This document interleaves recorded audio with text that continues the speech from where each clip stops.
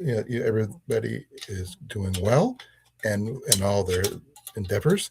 I am still getting ready for my upcoming uh, winter hunting trip up in Yellow River with SD Mountain Man. I am in the process of trying to figure out how to make a improvised um, guy lines for my stovepipe. I'm just trying this little carabiner out here. Um, I've got other ones I was trying. I was just hoping that this thing would fit through there. Oh, it does.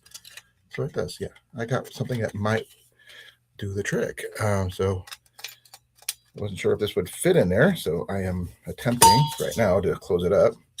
So if I can get two more of these and attach some guy lines to it, then I'll be able to maintain my stovepipe in an upward position no matter what wind we end up getting.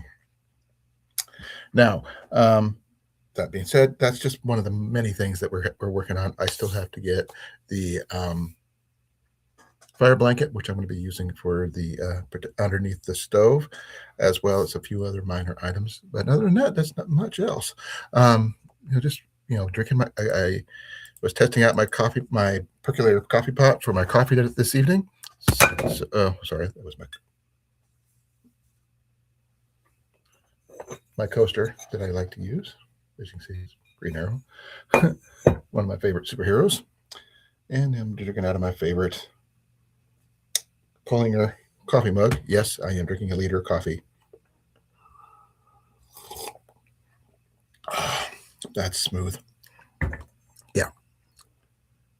This is what I'm going to be doing up there. I'm going to be talking to Scott hopefully soon. I'm going to ask him if maybe he can bring some coffee down from his friend's coffee shop from up there, and I will do it over the stove, or one of our two stoves, because he's going to be getting his stove as we speak, because he just ordered his today, which is very similar to mine, but not the same. Only thing different is name. Same design, same everything, um, and price. The only thing it's going to be also to be different is also price, but it's going to be something that's going to be in a work in progress.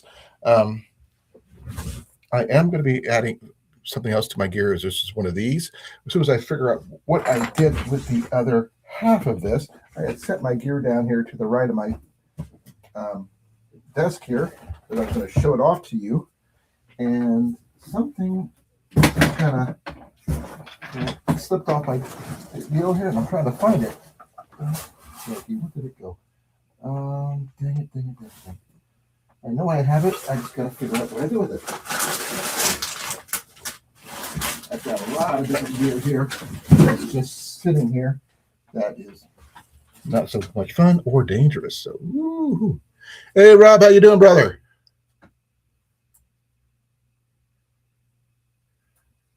Oh, okay. Nothing wrong with that. You feeling, not feeling so hot?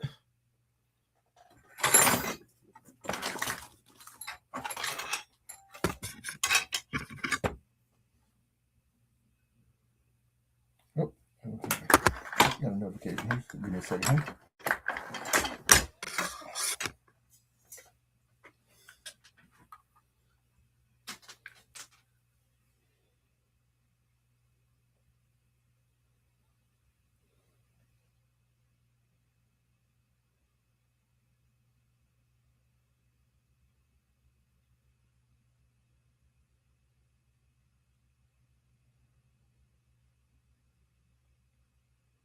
It looks like Scott's going to be coming in later. He's out of town at the moment when he's at supper, but he'll be showing up pretty soon. Oh, I get that. I was doing that the other day. My temperature shot up to 101.7 yesterday. So wasn't able to do much. My boys went up to 100.3. So, and Jenny's not feeling so hot right now either. Um, when I was working on my stove the other day, I did notice that when I had my thing up, it was like wiggling a little bit. So I'm going to add some guy lines. I just found out that little carabiners like this, I can find some more of those, will be perfect for adding guy lines to these to support my stovepipe once I have it up in the air. So good news on that point. I just got to find a couple more of these. Oh, please forgive me. Our furnace is going up and down. We have to shut it off because it gets too hot. I'm not sure exactly what's going on, but we're going to wait and see and find out.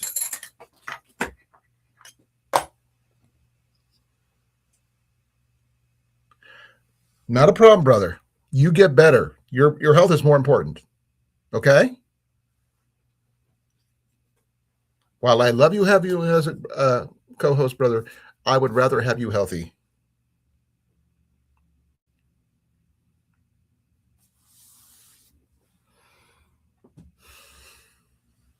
Your health is more important than my life.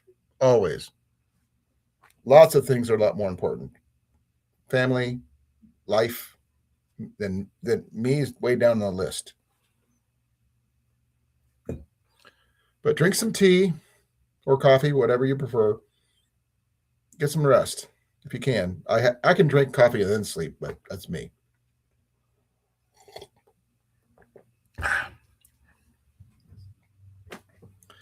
I'm not wearing my hat right now because it's warm in here. Because we have, our heater needs a plate needs replaced. I'm going to do my best to replace it on Friday. It's going all the way up to 80 or more. Just the fan doesn't shut off, so it keeps on getting warmer and warmer and warmer. So, yeah. So right now, I am going to be discussing a few things with Scott once he comes in. Hopefully, he'll come up here. Then we will. I look forward to your message, brother. I really do. I just want you to get better. That's my juice down there. I did like coffee. I need that.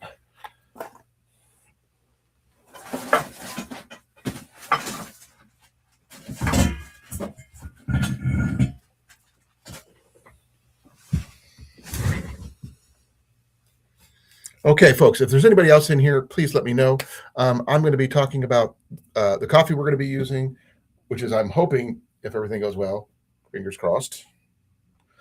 Scott might bring some from his friend, and they're up in South Dakota, and we will premiere it on the during the trip. We're going to hopefully be making it with percolator pots on our wood stoves while we're out and about and everything else, so we can keep coffee brewing pretty much all the time. So I have coffee, a tea kettle for Ian because he likes tea. Well, cocoa, tea, you name it, it's what he likes. Coffee sometimes. That he got this really cool looking tea kettle that he wants to show off and everything else. So there's that.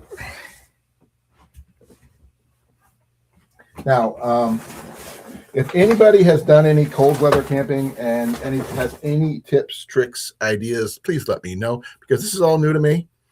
So when I set this up, I am going to be a 100% novice. I mean, have I been doing research on all the other people who have done it? Yep. Am I watching what people do, see if what's good, what's bad, and all this other fun stuff? Yep. I found out that I am not very good at starting fires in a wood stove. Campfires are different. A lot more air, that kind of thing. And also, I can't kneel. That's a big issue. Hopefully, I'll have my camp chair with me at the time so I can sit down and, be able to do it that way. I'll have to wait and see. Now, my stove, which I have shown off on Saturday, I am not going to be showing much of that. Only thing I've got to show is the spark arrest and something that I'm trying to do, come up with an idea for some kind of guidelines to support the stovepipe, because I noticed when I had it up there, it was a little bit wiggly. Not my favorite idea, especially in a hot tent. I don't want it to melt or catch fire. So on that note, we are going to be attempting, mind you, if I can get some more of this size, attaching some guidelines to this so I can guide out more security with some reflective guidelines to keep the tent more up, vertical, the stack more vertical. Now, if you keep on seeing me looking down, because I'm looking for something, I'm looking for the rest of my pot hanger that I have down here. I don't know where it disappeared to. I've got one piece up here on my desk. It should have been both pieces up here, and I have no clue where it disappeared to. So it's a work in progress for me to try to figure out where my gear went to. I get a little discombobulated, I'm sorry to say. I got no one in here. Okay.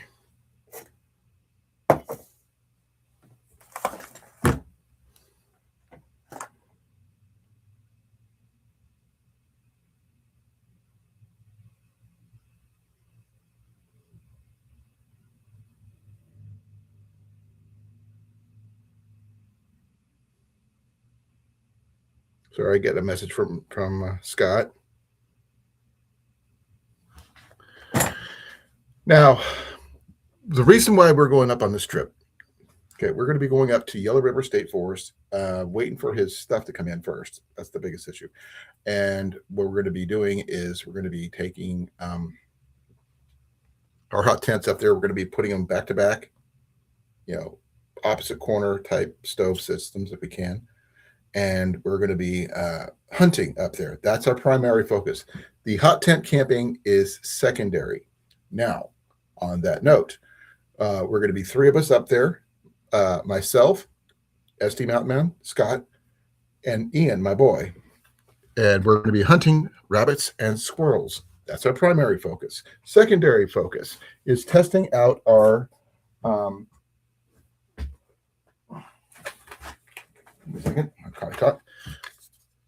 our squirrel skinners, which we're going to be using for rabbits and squirrels. That's what's going to be in season at the time. I got that one from Red Corn Outdoors. He kindly put my name on there. I'm very impressed. And I'm hoping, with everything goes well, I will get to use that and show that off. Now, I will not be putting that up on my channel as a video because they kind of frown upon that kind of thing. But I will show you the after effects of me, quartering the game and that kind of thing after it's already been dispatched and that kind of thing. Because we do plan on cooking our food either over the campfire, which we'll have out there, or we'll probably try to do it over our camp stoves. Hopefully, we'll just try to keep our stoves for heating and maybe some coffee, but put our food out there outside our tents. Keep the food smells down, especially over our winter gear. That is the plan for now. Till I get more confirmation from Scott, I'm going to find out what's next, that kind of thing. I'm going to try to do my best to keep everything copacetic on my end. I've got my gear in place, with the exception of the guidelines, which I'm working on.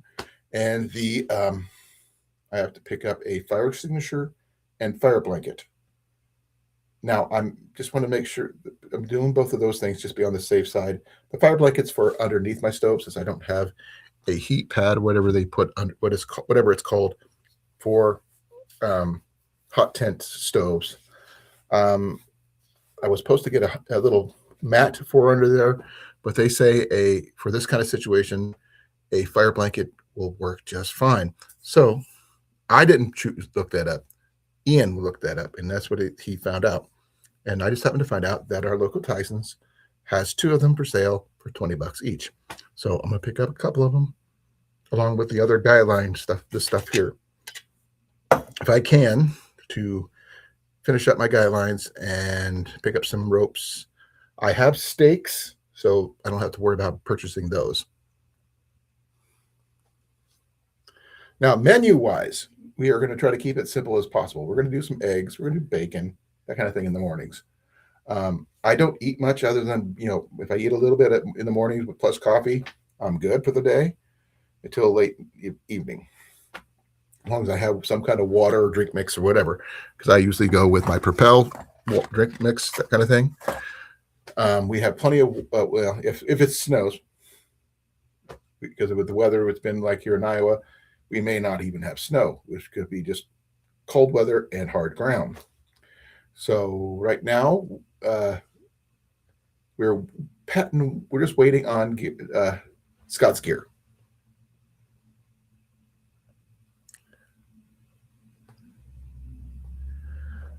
Robin the Road, as you can see, will not be here this evening. He is not feeling well.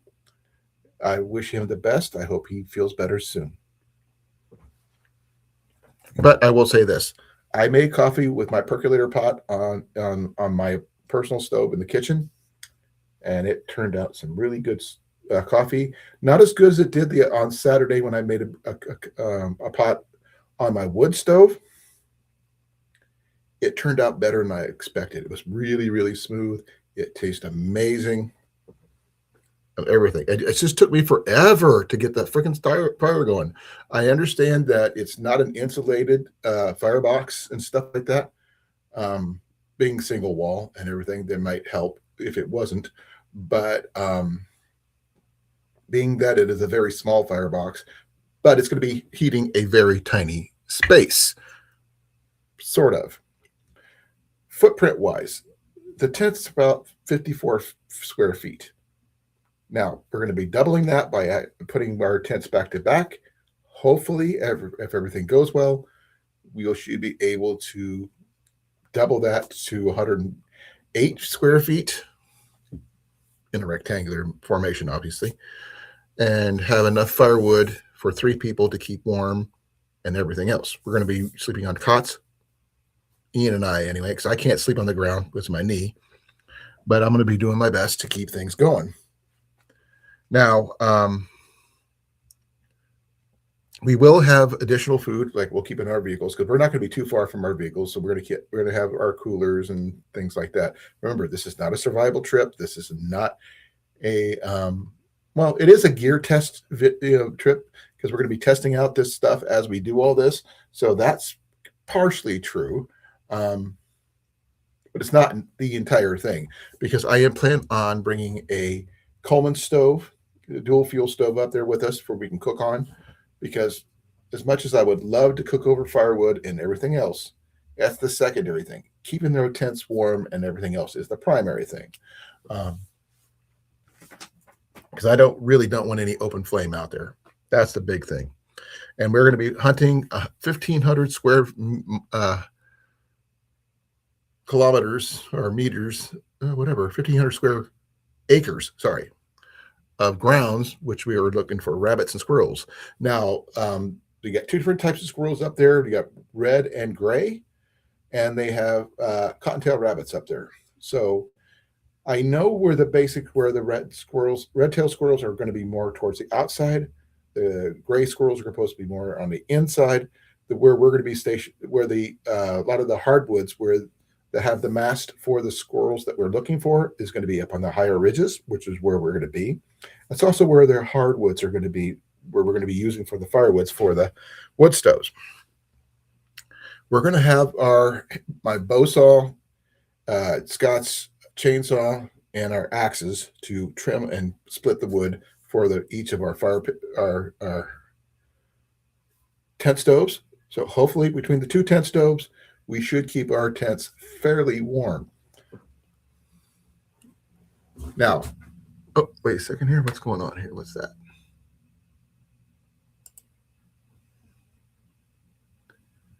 Oh, the purple.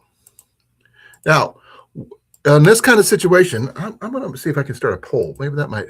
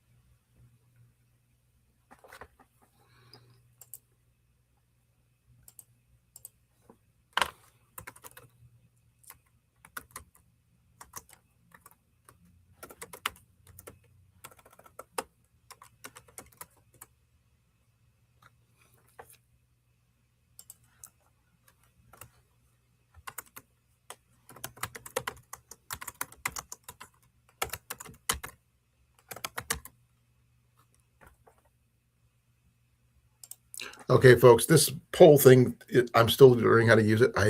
It's still, ignore the yes, no things. I have no idea if I'm going to do it right. It's something I'm learning how to do.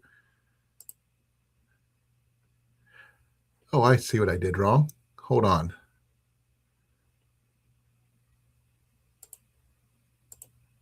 Let's try something else.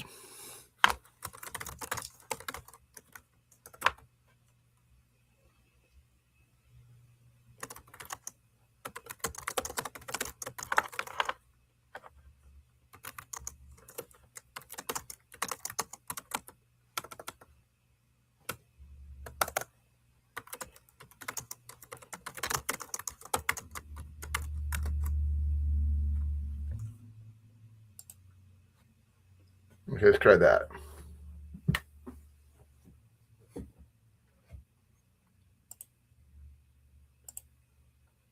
I do have there you go.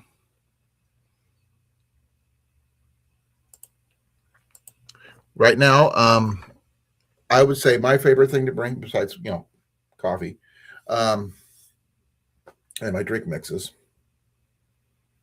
is my shotgun, which is going to be a 12 gauge, my 22, and my bow.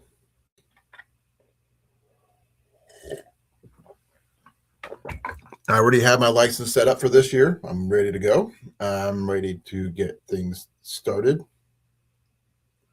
Hey, Chris, how you doing? Happy Tuesday. How's Daytona Beach doing for you? I'm hoping you're warmer than we are here.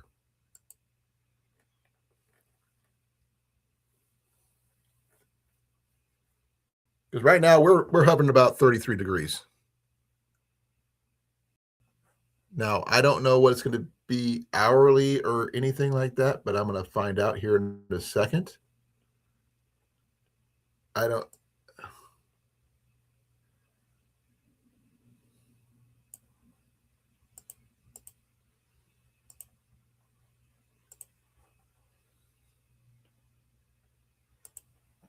Oh, wow.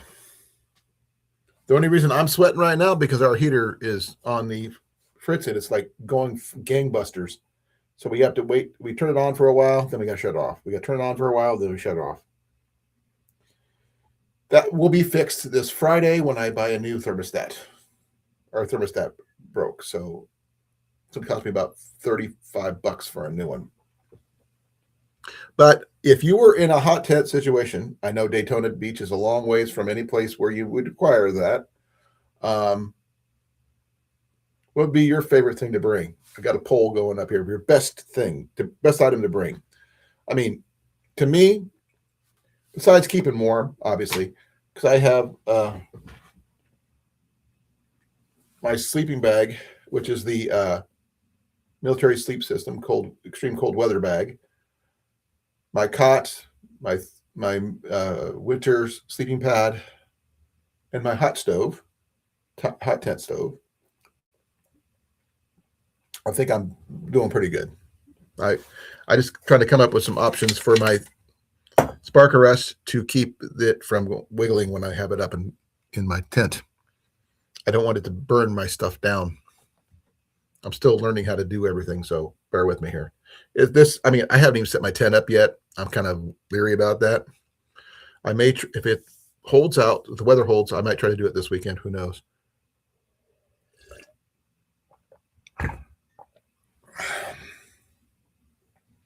My tent came from Temu. My stove came from Home Depot, but that was because of a mistake. It was made. And I can show you the mistake if you're interested. But that's neither here nor there. What kind of small game do you hunt down there in is it Florida? So I think it's Daytona in Florida. Please forgive me. I've never been to Daytona, so I don't know where it's at. I am most sorry if that's the case.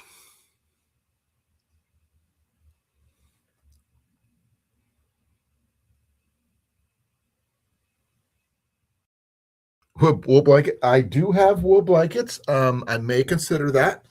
They are fire, spark resistance, which is nice. I might consider that. I've got several. One I sleep with on a regular basis. I got a couple more over here in the corner behind me. Right here in this little section right here, I got like 2 or 3. But I have my cold weather sleeping system that I would be using. Now, also, I mean, do you hunt much in Florida? Is the question. I mean, I know there's fishing's predominant. Just not sure about the hunting situation. Besides gators and crocodiles. So you're going to have to update me on that one. My normal contact moved to North Carolina, so I can't really ask him. So you're it. You and Took.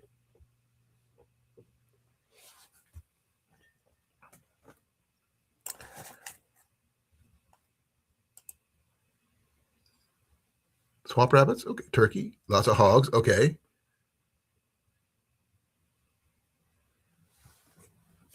Do you guys have armadillos there? I know some armadillos are not able. You're not able to do anything with, but some you can. And I'm not sure what a swamp rabbit is. I've never heard of that. Turkey we got, hogs we got. Well, wild pigs anyway. Alligators we don't deal with those up here.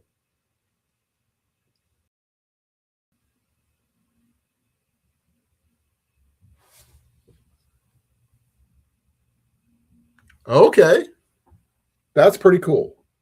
I like to fish, but I don't call myself a fisherman, if that makes any sense.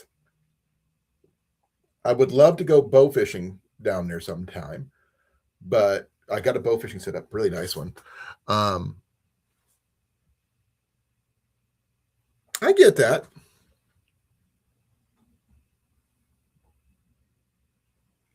I'm assuming since they're swamp rabbits, they swim better than the rabbits I have up here. Because we got cottontails up here that are just massive. We do have some jackrabbits, but they're off limits here in Iowa, unfortunately.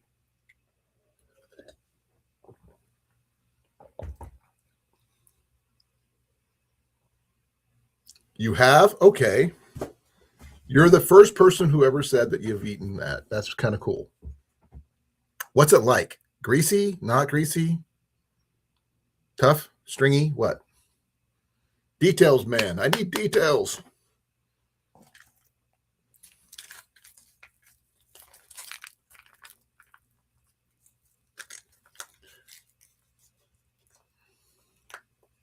Like pork chops? Okay.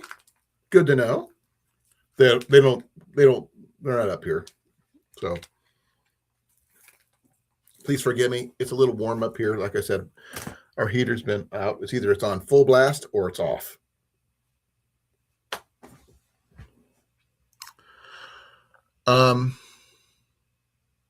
We're going to be doing, like I said, we're going to be hunting up in a place called Yellow River State Park.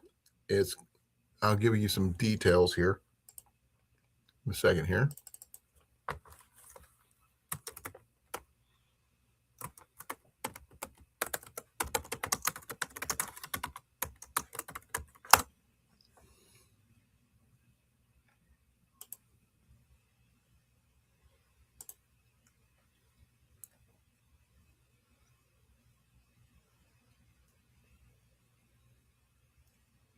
Oh, 5,200, a little over 5,200 square acres that we're going to be hunting on. And we're going after rabbits and squirrels because that's what's in season for Iowa right now. Turkey season doesn't start till April, so those are out. And mostly that's for bow. So some shotgun. I am taking my shotgun, which is going to be a 12 gauge. I'm taking my bow. Well, one of my hunting bows, which I'm taking my 55-pound long takedown longbow. And I'm also taking my Marlin $795.22. So that way I will have options. I really, really like options because while the weather's going to be cold, but not super cold, we don't, with the weather always changing here in Iowa, anything is probable. Let me do a quick assessment here. Let me do something here.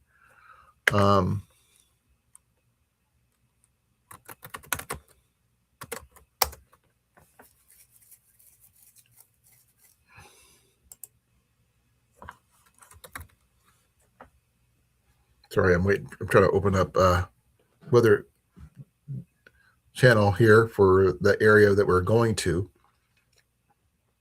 Scott just ordered his stove today off of TikTok shop. He found a stove identical to mine, but for $58 even, including shipping.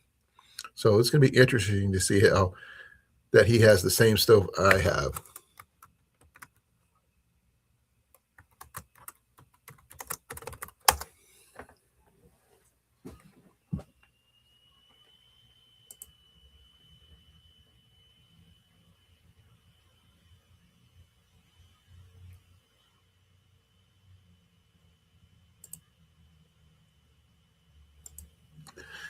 Like I said, we got three of us going. We got myself, Scott, and my 19-year-old son, Ian.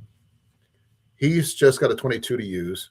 If he wants to bring his bow, he can, but it's up to him on that. I just like to give it a shot for some rabbits with my bow because I figured that's what I love to do anyway. We are going to bring in some skillets and stuff like that for we can cook some stews if we get lucky. I have a tripod I'll be bringing, as well as Scott's going to be bringing a Dutch oven. So hopefully, if everything goes well, we'll have rabbit and squirrel stew. So we'll pick up some potatoes, carrots, the usual stuff. Maybe some Mrs. Dash, because I don't have any other seasonings that, good seasonings anyway. I used to have some Pest Hunter Outdoors' dry rub, as well as the Italian seasonings from Foxit Outdoors, but I ran out. Don't forget the Crisco.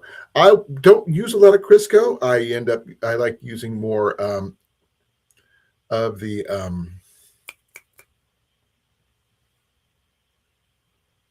canola oil. I can't use peanut oil. I'm allergic, so I have to be careful.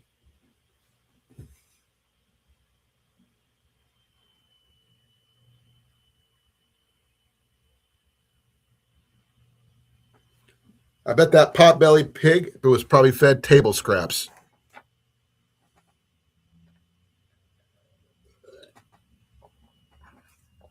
We are going to be having bacon. So bacon and eggs. I'll bring some cartons of just add hot water type hash browns, which are really, really good. They're carton hash browns. They work really well when you're out camping. I learned that trick from Grace Martin. And three of those things will go a long way. Just keep us fed. Now, I don't plan on doing a lot of eating out there because where we're located at, we are nowhere near any bathrooms. So we're going to be doing the porta potty thing for the most part. So that's going to be interesting, especially in the cold weather. Oh, I get that. I've got plenty of lanterns for that purpose. One of the things I'm bringing with me is one of my finds that I do a lot of thrifting and secondhand stores and stuff like that finds. This is one of my finds. This is a $2 find from a Amazon bin store, which you'll find is really cool. Watch this. Now here's the fun part. Ready? Wait for it. It's going to change color. It's going to go green, and then yellow, then back to blue, then red, and all this other stuff. But you can see it on my hand, what the colors are going to be.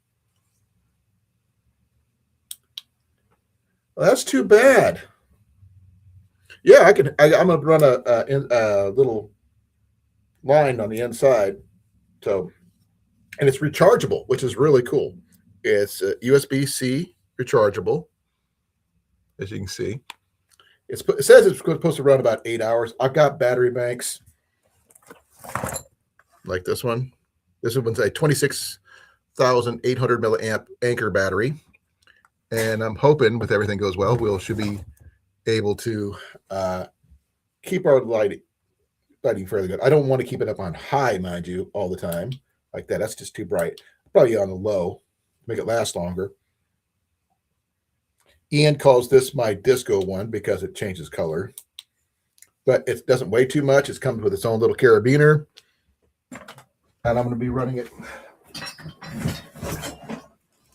through this particular little setup here to allow me to guide out properly, or maybe some other paracord, because I might use this one actually to guy out my spark arrestor. Who knows? We're going to have to wait and see, because I've been trying to get this stuff figured out where I'm going to guy out all my gear. I don't want my... So, let's see. Will this work is the question. Probably not. Nope, it'll attach to this, though, like that. We'll figure it out as I go. I will be dressed up warmly. My boy will be dressed up. He likes using military surplus winter gear, even though I do have a military sleeping bag. That's about all I'm going to be using military-wise. The rest of my gear, my hot tent is a Temu special, along with the poles. And with poles and everything, that's everything in there. That's mine. The other poles you just heard rattle, those belong to Scott. We're running about 11 pounds for the 10 poles. I'm not doing the hammock camping thing. I sleep in a tent on a cot because I have a bad knee, so I don't want to have to deal with it. And between that and the stove, it's running about 22 pounds total for both the tent and the stove. So that's going to be kind of cool. Hopefully we just keep enough firewood going, because I did notice when I ran it for the first time on Saturday, it did not retain the heat as long as I thought it would. Long as you keep on feeding it, it's great. But the stuff I had was really small, so that's the only issue. I've got one of those too.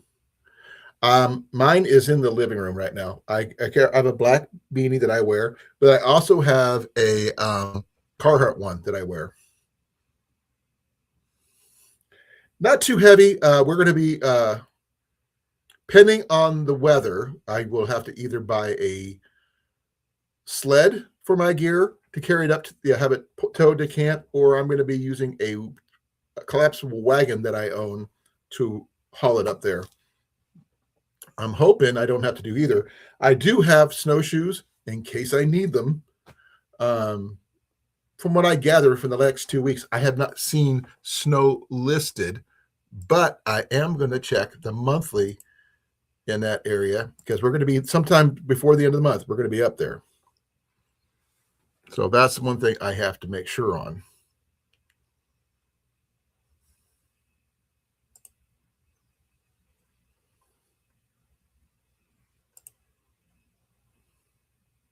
Now, that's just for the tent and the stove. That's not including the bow saws we're going to need, the chainsaw that Scott's going to be bringing. All of our extra gear is going to cost way a lot more than that. Well, you don't know until you try. I'd be lost in the swamps down there, to be fair, because I don't do well around water. Don't get me wrong. I can swim. I like to swim. I was even trying to be a diver till my eardrum got blown. So right now I am not really fond of anywhere I can't see the bottom, and I'm not a fan of gators.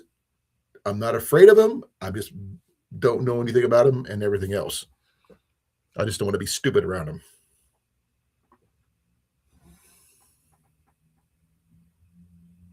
Where did you go to find snow if you never left Florida?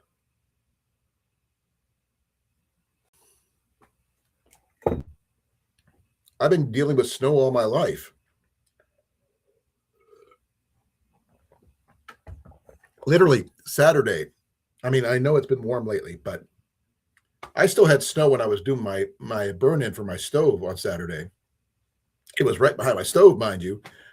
Just little patches here and there. That's in the shade, but we still had access to snow. Little bit of snow. But the first snow we had this year, we ended up with about 15 inches, and within a week. It was not fun shoveling that puppy out, I can tell you that. No, I am planning to deal with snow. Like I said, I do have snowshoes. I do have my cold weather sleep system stuff. I mean, could I use my hammocks set up as a hammock? I could. I just don't like using hammocks. But I'd rather use a pole setup because I want to be able to freestand it if I need to, because I don't like having to tie things to trees if I don't have to.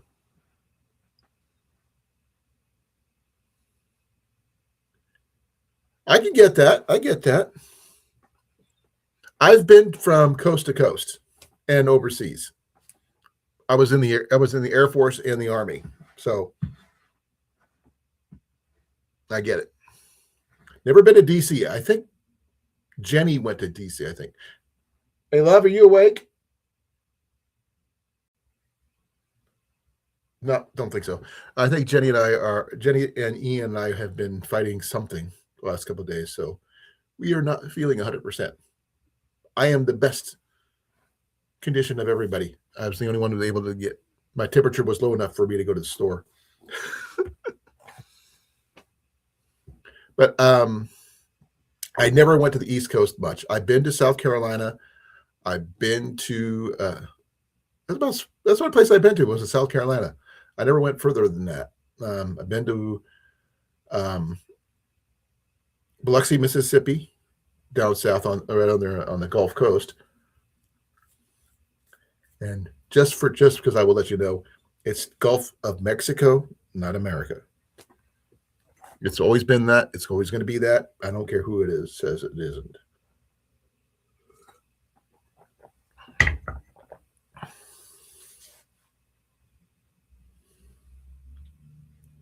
Now, what do you use when you go hunting? I'm just curious. Like I said, I like bow hunting as my preference. My second preference is my 22. My third preference is my 12 gauge. Not by choice, because I'd rather have a 20 gauge, but 12 is what I have.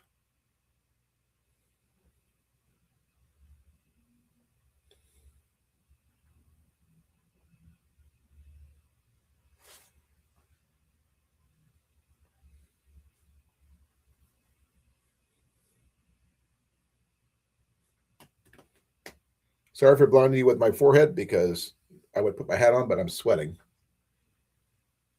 It's very warm in here. My overall setup with everything else, because everything else has pretty much been thrifted with a few minor exceptions, is under $500. Firearms included. Because both my 12 and my 22 were $100 each. Sleeping bag, $8. Cot, $20. Sleeping bag pad, $5. Stove, 1 penny. Tent, $70, I think. Off the TikTok shop. It's now discontinued. They got a different model. Bow, not counting that one, because that would put me way over my $500. That's the only thing I've bought brand new. Everything else is used, exception of the tent and stove.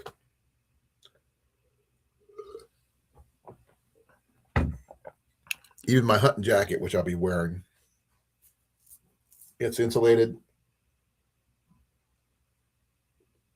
I'll be toasty warm no matter what I do.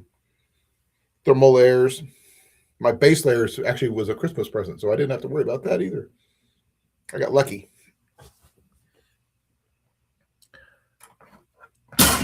Dang it. I apologize for the noise. I am being very, very clumsy today.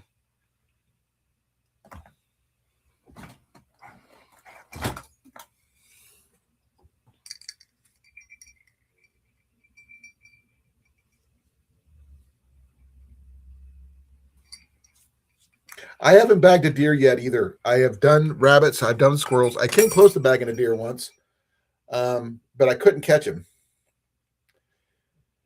which is why I never liked hunting out of stands from that. After that, I hunted I was in a deer stand, and he was less than 10 yards from me, and I was shooting down for the first time. No practice. I usually shoot from the ground, and he got away, and I never found my arrow.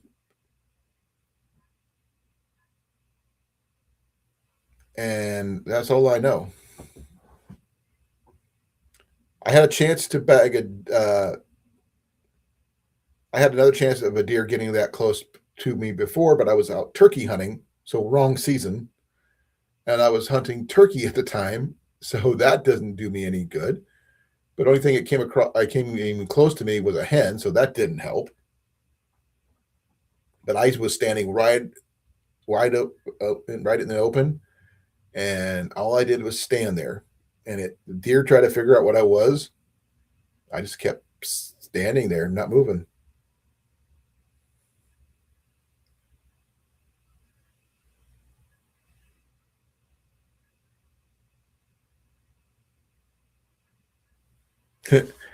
Yep. The stove.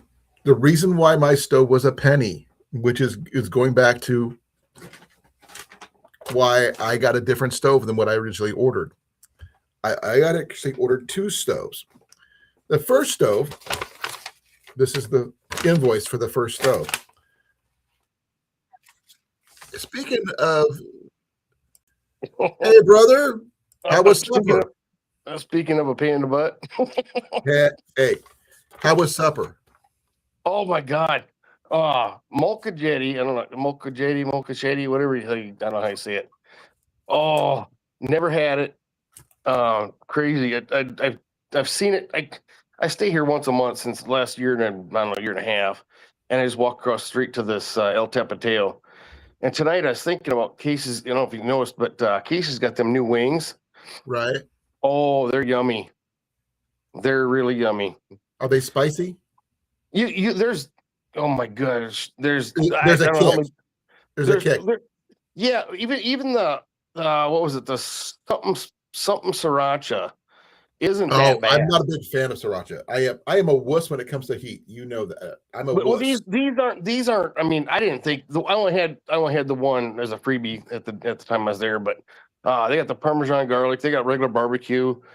You know, they got like I think 8 different flavors. So, but now that they got these new fryers, oh my gosh, them are good. And I thought about just getting like a 24 pack of them for supper tonight, but I didn't want to go driving downtown to go get it and whatnot. And I get that. And so I just walked across the highway and eat there. And I've looked at this thing forever. It's like, so it's a black stone bowl. And this thing, just the cheap one, was $15. And it came with chorizo, chicken, shrimp, beef, peppers, onion. Huh?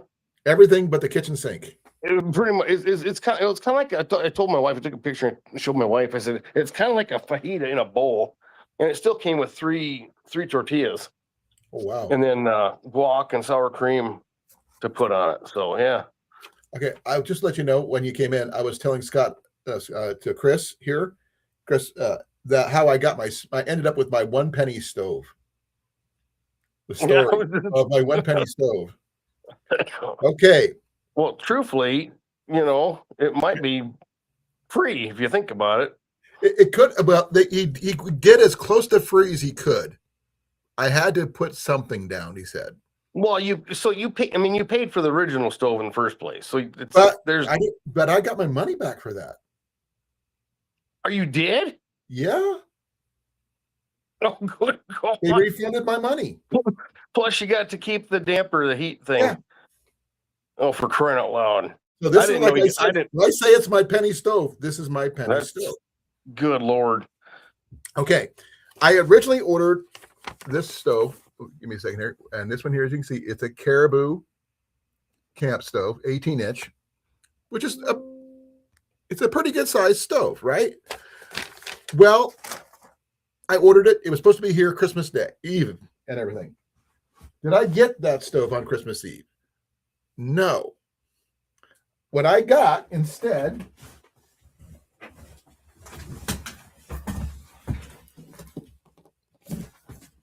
was one of these. Oh. This is a $130 heat reclaimer for a house wood stove. Did I order this? No. Did I complain? Yes. I wasn't going to wait 2 weeks to get my stuff now because they screwed up. So I talked to the lady I talked to her supervisor, and the fact that he found out that we were veterans going on this winter hunting trip in a hot tent. He goes, like the outdoor boys. He goes, exactly, but not. We're a little different, but same. So I just told him, do you have any money to put down? I don't even have $1. I mean, I got enough to put $1 down, but all you need is a penny. So he said, he pulled a penny off my card, and that's what my stove cost me. And he sent it to me free shipping, everything. So I ended up with a Boztiy little camp stove, which I did a video about on Friday and Saturday. And that is my penny stove. So, but on a good note, this morning I found another stove that looked exactly like mine on the TikTok shop for this man right here. And I'm trusting you because I didn't look at dimensions. It's the same.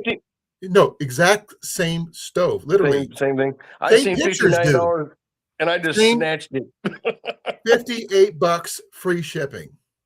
Yeah, it was like 60, 22 or 44 with tax. Yeah. Yeah. I didn't know. I was like, for that, I'm not going to quibble. I hope it works.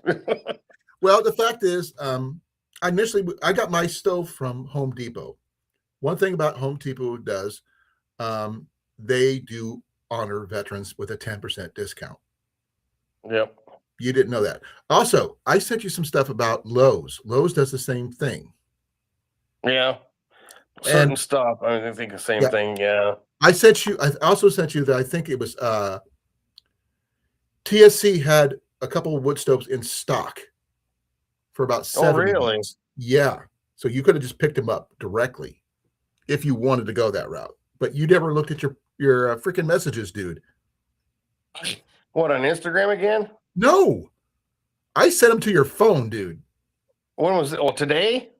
The last couple of days. Well, I tell you, I do research, brother. I research. Well, and that's what I hadn't really looked all day. I've seen, other than this morning, I seen that one. I was like, well, hell, I'm getting ready to get rolling, and for that price, I got to jump on that. So I just jumped on it. When I tell you I researched it, what I did is I went and looked at the place up in Sioux Falls. This is all in Sioux Falls area, to look for stuff for you, because I am that good. I can redirect where I'm pulling from, because even though I've got accounts at the ones here in my area, I looked at your area just because I know that's what you need to do. I don't hardly ever get to the Track Supply up there, but hey, if you were able to pick up your stove like yesterday, you would. Yeah, I mean, I'm going there. Well, what's today too? I'm going there Thursday to drop off this truck. So, yeah. So if I would caught you with that one, it would have been like $78. Still cheap. I like, that one you talked. I forget the name now. The one you talked about, you're supposed to get. I liked how tall the legs were and liked how long it was. But Yeah, that's the just had caribou such a- one. The caribou, it had such a small opening. I didn't care for. I didn't like it either. But the thing is, That's the only thing that kind of like, my opening is like about that big. yeah, It opens up pretty decent. And it does. I mean, with other than me having issues with getting it started, that's on me. That's not the stove's fault. It didn't smoke out any of the areas that you'd think it would smoke out of. That little that's plate on excellent. top that I can take off and put back on. That did would have been not- my fear. I figured these things would smoke out of there. I didn't see smoke come out of it at all, except when I That's have it excellent. open. I put my coffee pot on there. It didn't smoke out from out of there either. So both the front damper and the damper in the tube wide open then? Wide open. Okay. I did have one slight issue with the couple of the stovepipes sticking due to some creosote, because remember, I was using wood out of my yard that's been snowed on. Yeah. Thank you, Chris. I really appreciate it, brother. We will be posting videos about our trip. Now, we will also be doing videos about what we get and that kind of thing. And I hope you have a good evening as well, Chris. Night, Chris. He's down in Florida. Oh, yeah, he's ahead of us then, yeah. Yeah, he's more of a fisherman, but he's a really cool guy. Trust me. I have been working on ideas because you have the exact same stove I do. This is what I've come up with so far for That's the guy line. Attaching one of these. This is a little carabiner. Oh, a little turnbuckle carabiner type deal. Okay. This is actually, I'm going to show you this. This is actually pretty cool. This, you wouldn't believe what this is. This is actually a clothesline. Okay. That I picked up. I don't ask me where I got it, but it's as you can see, it's orange. It's an orange clothesline. I'm going to get a couple more of these if I clips or something like that. Clip it like this. Get a couple more of these if I can find some stuff like this, so I can support the stovepipes to keep them from shifting around. Wibble wobbling, yeah. So if you want, if I can, I'll try to get some more for you, so you can do the same. That's why I really want to catch on here. I got to get to bed tonight. I got another day tomorrow all the way back home and whatnot. But I wanted to see what you come up with there. That's what I came up with today. I tried something else earlier, and it didn't work. I actually picked it up from Ace Hardware earlier, and this is what I tried using before. But my main issue, I mean, I like the idea, right? Mm-hmm. Yep. It won't fit through It won't fit. Those you can't get around through the hole. That's what I didn't know what Neil said until I get mine or whatever. So if I could find some more of these little locking carabiners, these don't have to be able to support weight, I would think. Mm-mm. All you're doing is supporting the stovepipe to keep it from doing this while it's up. Because when you have, go ahead. What's your plan then? 2 of them? I was thinking 2 or maybe 3 if I need to. Yeah, that's why I was just kind of something to keep it straight. Right. Because it doesn't take much, because we're going to be a little bit more guide out than a regular hammock tent would be, because we're using poles. Yeah. So that point, I was going to get some reflective style 550 cord, Mm-hmm. So that way I could, not the orange. This is a clothesline, by the way. It may not look like it, but this will tell you it's a clothesline. It'll do the job. I was planning on using this inside our tent to hang my lights and stuff. Oh, yeah. Here. So that was my plan, to hang my little rechargeable light and stuff. Anything we need to hang from there, like socks, I don't care. Along the top, that way we'll have it out of the way. Because sometimes we just need to hang stuff. Plain and simple.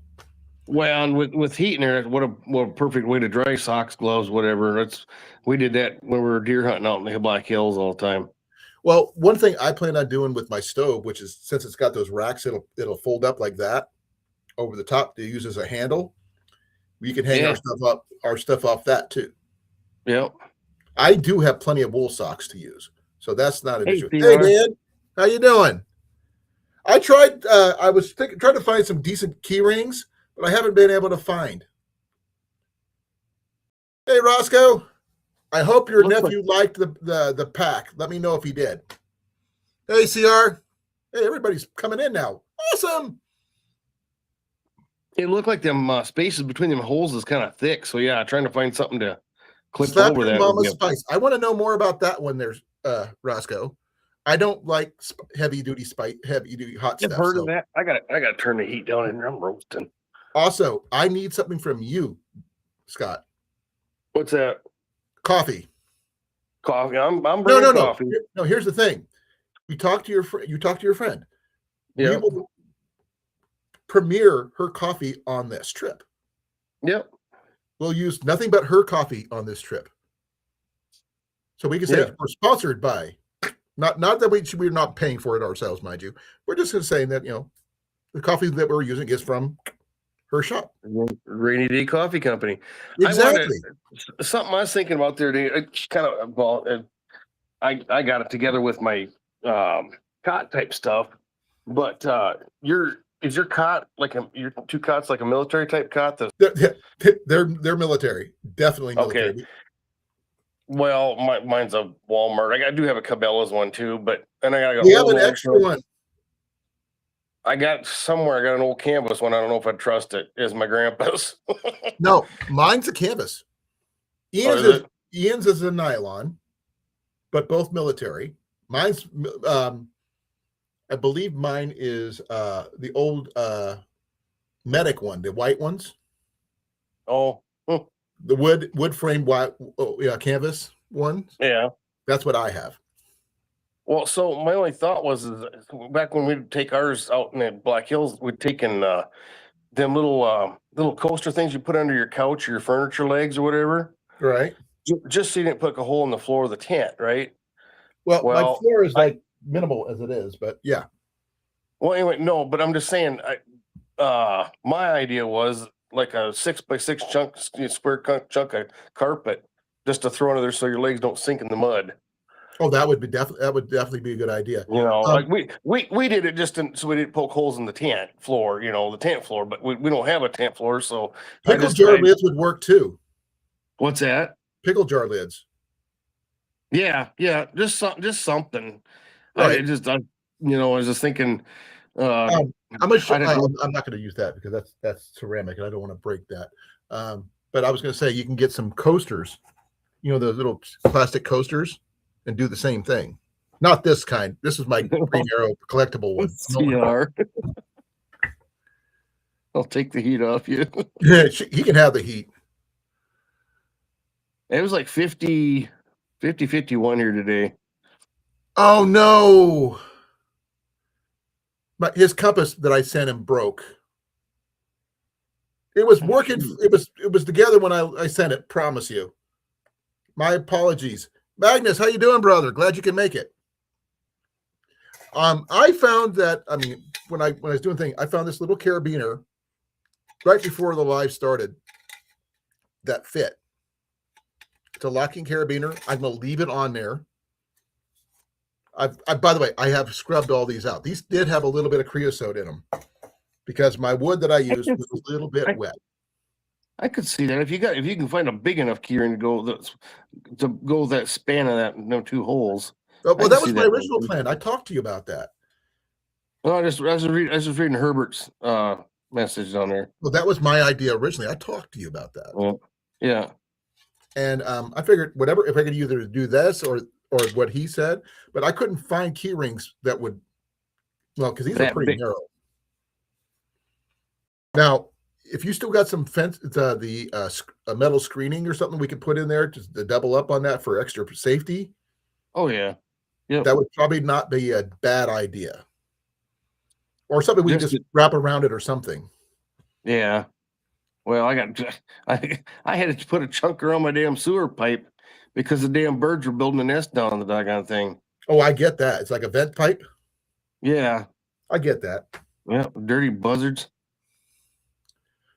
I do have large safety pins, but those are for my blanket pins. I'm not wasting those.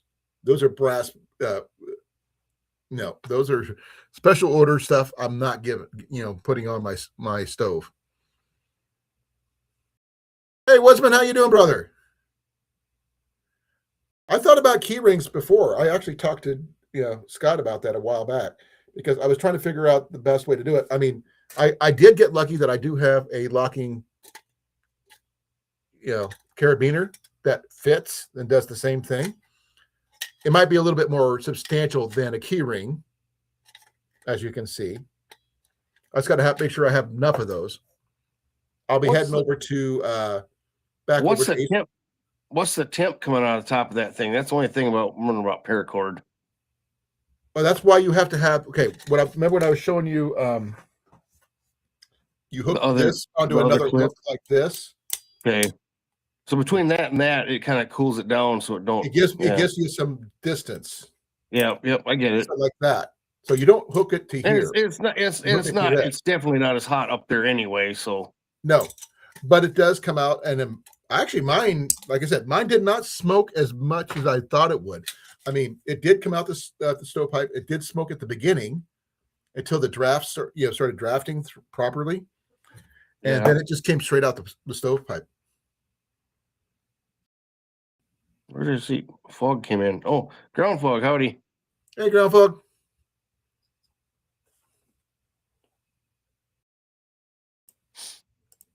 Yeah, we're basically going to have the same setup. Different colors, but same setup. Mine showed up today, apparently. I don't know. I didn't talk to the wife, but it shows that it showed up today, finally, the tent. You were halfway there. Yep.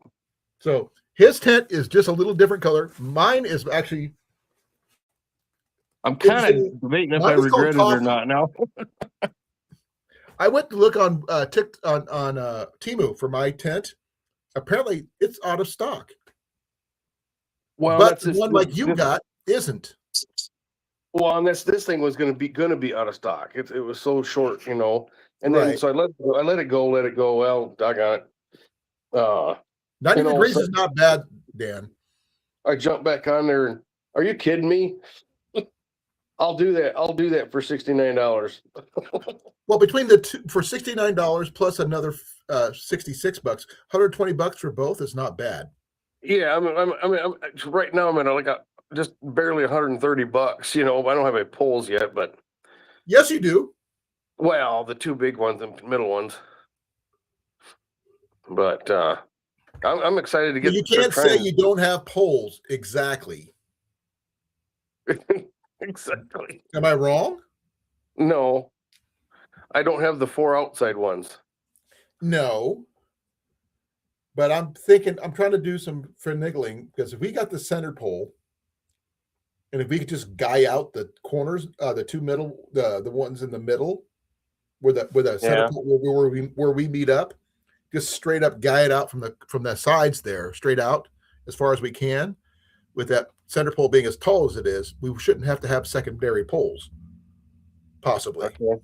Well, I don't have great weather this weekend to play with, but I want to get it out and get it up just to look at it, I'm going to try to do the same with mine.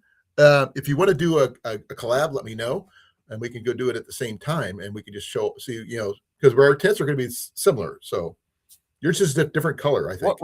What was the difference? Not the difference. The length between the two grommets at the top. Remember? I believe 12 feet. 12 something. I thought. Okay, so around 12 foot. Okay.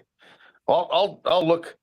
I don't know what time I'm back tomorrow, but Thursday I'm basically got to run and return this truck and get mine picked back up. So I'll have some time to piddle around after work.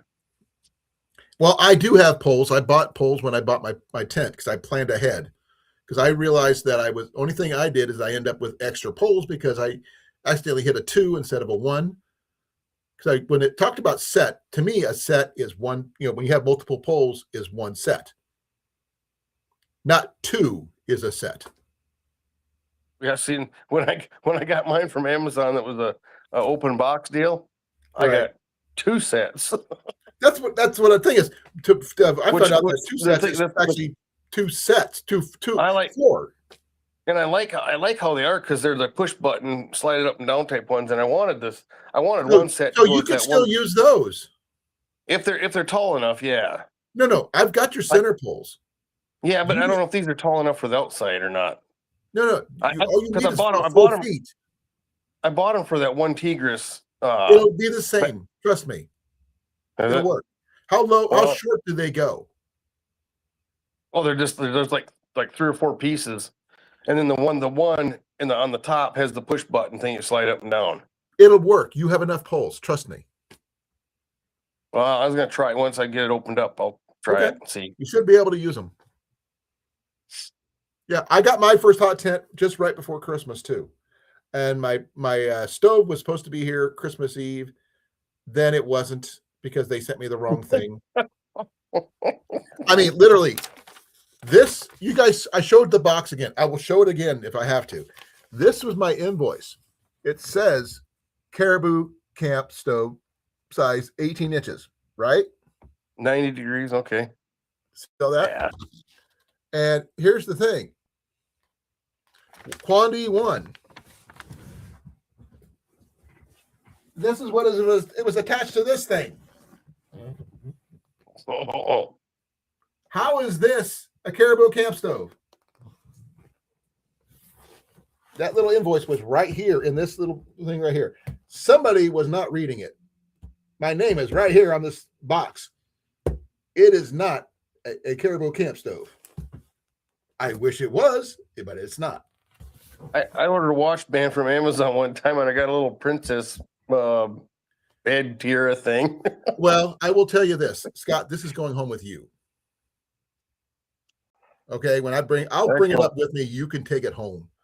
You have a wood stove. I do not own a wood stove. This is for a future trade-in at a future date. Whatever we decide on, that's what we're doing. So $130 item towards whatever. He's asking what tents did we get? I don't even remember the name of the doggone thing. Okay, your tent, I actually found it on Temu because you got the same one I did. Yours is the Hammock Hot Tent. I don't know what name they went by. Yeah, they go by kind of like the stoves. They go by 100 different names. Right. Well, thing is, I'm looking. Okay. Give me a second here. I will pull up the picture of what you got because I believe this is yours.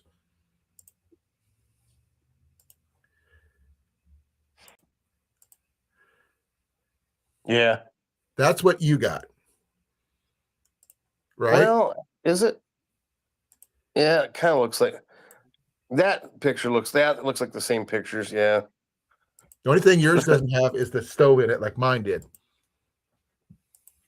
Yeah, and one of them back when I ordered it showed it, but like I said, I had the thing in my cart and yeah, kind of debating, what do I do? Then all of a sudden, oh, wait a minute. Hey, there's the dimensions. The price went down. There's the dimensions. That's everything mine does. It's literally the same thing. Yeah. I got everything the same. And if you look at any of them, they're all the same thing. It's just got different names to them. Same pictures. Yeah, these are knockoffs of the one Tigris tents. Yep. And I just paid $100 and some less. Yep, this is the tent that you got. It is. We will figure it out how to work it to make it work for us. Okay.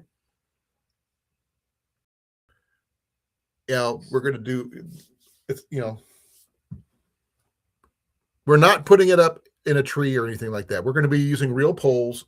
We're not using the hammock setup like this one from a tree, because where we're setting up, there's trees in the perimeter, but not in the center where we're going to be set up, where there's the most flat ground.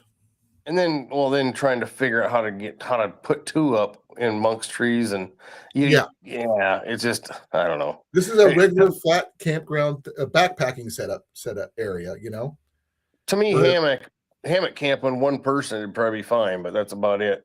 Right. But instead of using sticks like these are, we're going to using regular poles. We are going to use real poles for the center poles and for the corners. And that's very much like a military pup tent setup. Now we will have a little thing like that. That's gonna, we got 2 of those. Ozark, bring a hammock, or not a hammock, bring a cot. Oh yeah, we got cots. Don't get us wrong. There's room for at least 4 people in there. Shit. 2 persons per tent, easy. Yeah. And what I would put myself closest to where the wood stove is, where I can load it in the midnight at night. The only thing Ian's going to be basically doing is chopping a lot of wood. He's splitting. I mean, you bring your chainsaw. You know, he'll have an axe to split wood. As you can see, that's a decent sized cot. And the my stove, while normally would be about 7 foot tall, I actually have a adapter for a second damper that was supposed to go with the Caribou stove that I ordered originally, because that Caribou stove does not have a damper, I noticed. Oh, okay. That's why you bought That's why it. I ordered it. I figured I would add one just because it needed one. Yeah, so, and but I got the damper, but I didn't get the stove. So I ended up adding it to my stove to give it 4 inches of extra height. I'm impressed, but I suppose I figured them doggone things would have different size flues on them, but being since they're all kind of made by the same companies or whatever. Yeah, they're just basically taking the same design and just running with it. Yeah. And it says so you don't. What size pipe is that, or what size pipe are them then? Is that 3-inch? For what? The stovepipe? Yeah. Mine is 2.36 inches. Yours is going to be the same, because I literally took the pictures, and they're the exact same pictures off the stove, the same site mine came from. Exact pictures, everything the same. Well, I was just at Runnings today, and I know I was going through and looking at the brushes for cleaning them out, and just thought, but they're I think 4 inches the smallest they had there. Well, give me a second here. I'm going to show you something. Sorry, I just dropped my battery. I'm going to pull up the stats for my stove. I'll show you the pictures, then I'll pull up the pictures for your stove. Peer pressure. I was doing some finagling, folks, and I will show you guys the proof that I paid a penny for my stove. Okay, give me a second here. Let me close this one down, just in case you guys were thinking I'm lying about my cost of my stove. Well, Herbert, I've wanted one ever since I seen Outdoor McGee have one. I've kind of wanted one to it's been in my mind for last year or so. So, okay, when he came up with the idea to get together and use them, it's like, okay. Look at this right here. Stove. How much did I pay for it? CR. Scott, how much did I pay for my stove? I get it. Well, I can't read that. I can't zoom in on it, can I? 1 penny. I didn't realize you got, good grief, I didn't realize you got paid back for the main stove. See? Can you see it now? Yeah, I seen it. I zoomed in. That's how much I paid for it. But the military discount. Look at the military discount. CR's joking about a penny stove, the tin can with the penny, put the alcohol in it. But I got a $12.60 discount. Then I got everything for free anyway.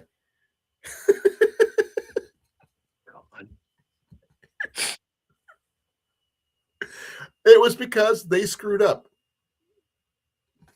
Hey, Howie. Now, okay, let me show you. I'm going to get back to where I was at. Hey, Howie. My stove is called the Boztiy. Don't ask me how to pronounce that properly because I have no freaking clue. It's not much, but it is my stove. That's it. Okay.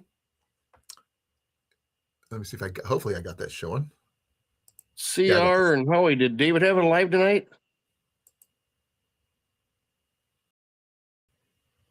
Yeah, I got one similar to that one. Scott got that other tent there, Roscoe. Anyway, But our tents are very similar. His is green, I believe, right? yeah, kind of hunter Mine green, is whatever. coffee. I think coffee is appropriate for me, I think. Technically. And My, I like it. I don't know. I just think, and like I said, I'm kind of having regrets in a way because I just thought green in the wintertime absorb more heat, keep more heat. I don't know. It was my idea well, mine's anyway. dark too. Mine's more of a brown, which would still be the same Well, thing. yeah, that's what I say. I'm kind of, I don't know. Hey, we'll make it Kind of work. got buyer's remorse, but whatever. I got a heck of a deal. Okay, I don't know if I could show you the TikTok shop because the TikTok shop is on my phone, not my I'll have to show you on my phone then.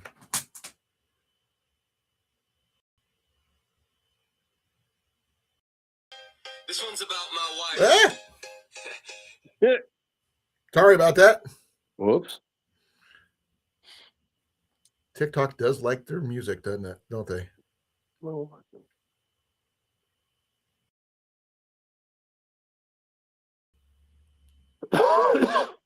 God. Give me a second here. Okay, you see the pic. You saw the picture of mine, right? You got the big buddy or just the regular buddy heater, Ozark? I used to have a buddy heater. Used to. Ozark said he was using his. Okay. I don't have one, but I was thinking the same thing if I was able to get one, but I do have a little one that runs on a single green tank. Or well, I got one of them double sunflower ones too. It's just then there's a 20-pound tank and extra stuff to carry.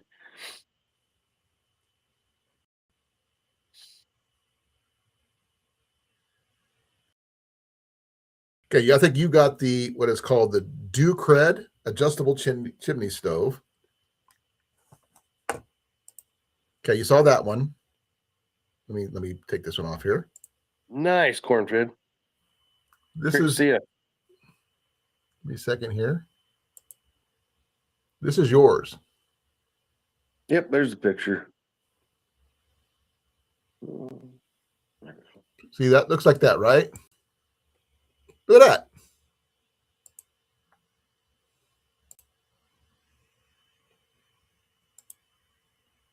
See, same stove.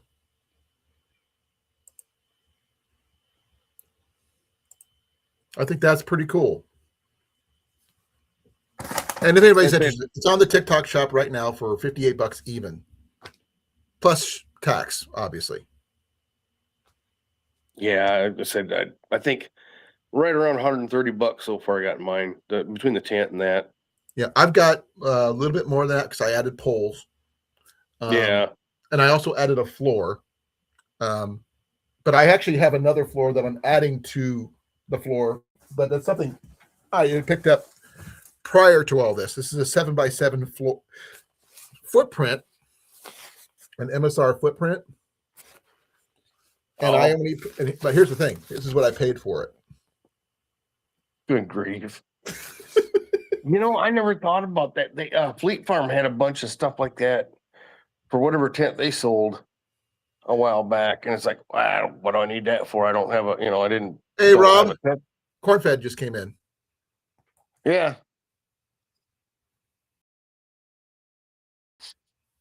That worked good in your garage then, Rob?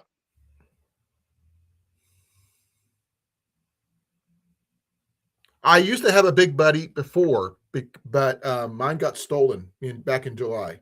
It was in my trailer. I lost a lot of gear in my trailer.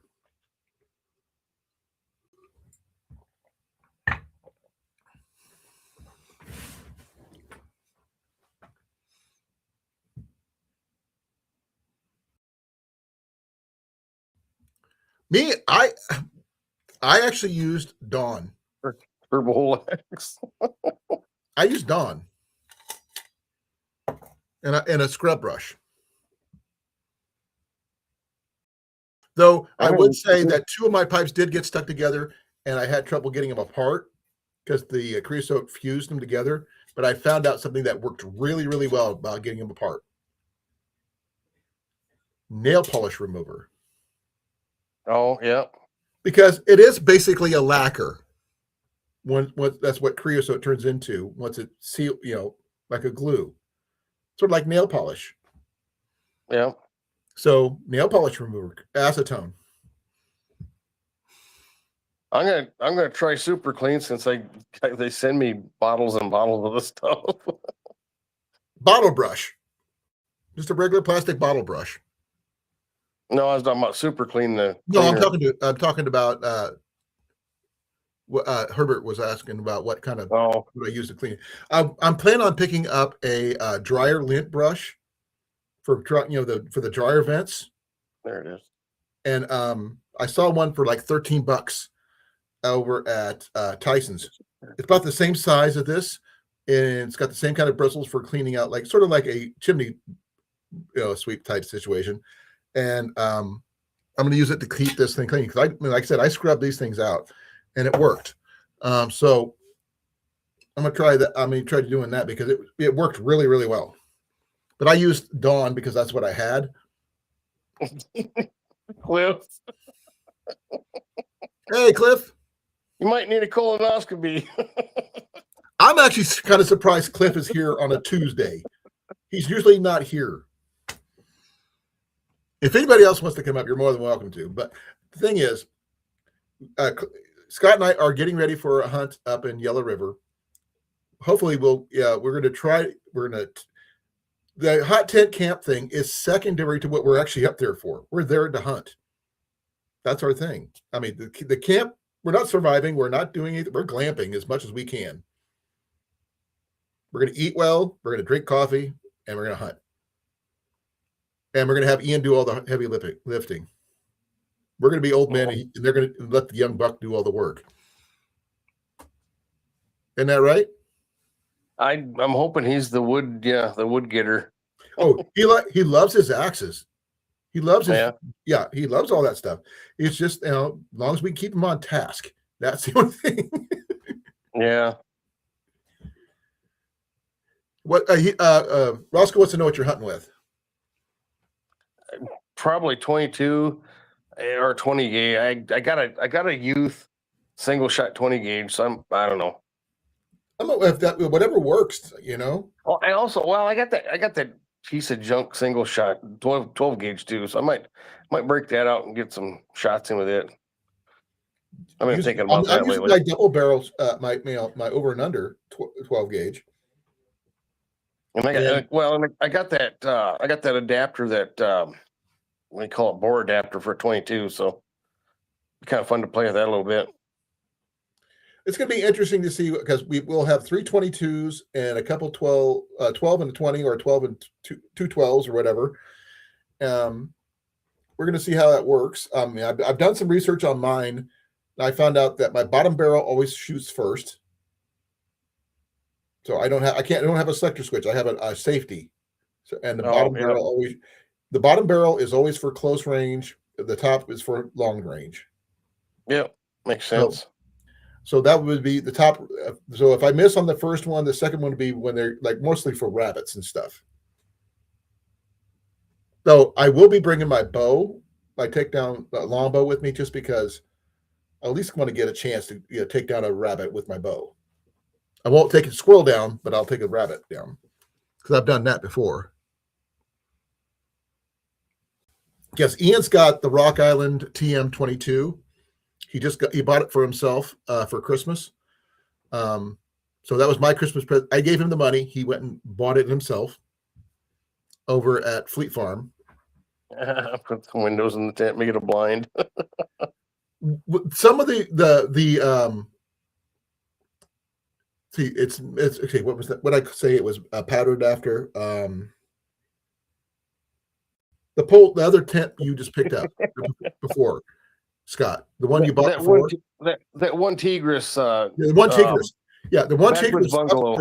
Yeah, our tents are basically based off the one Tigris hot tent Hammock Hot Tent.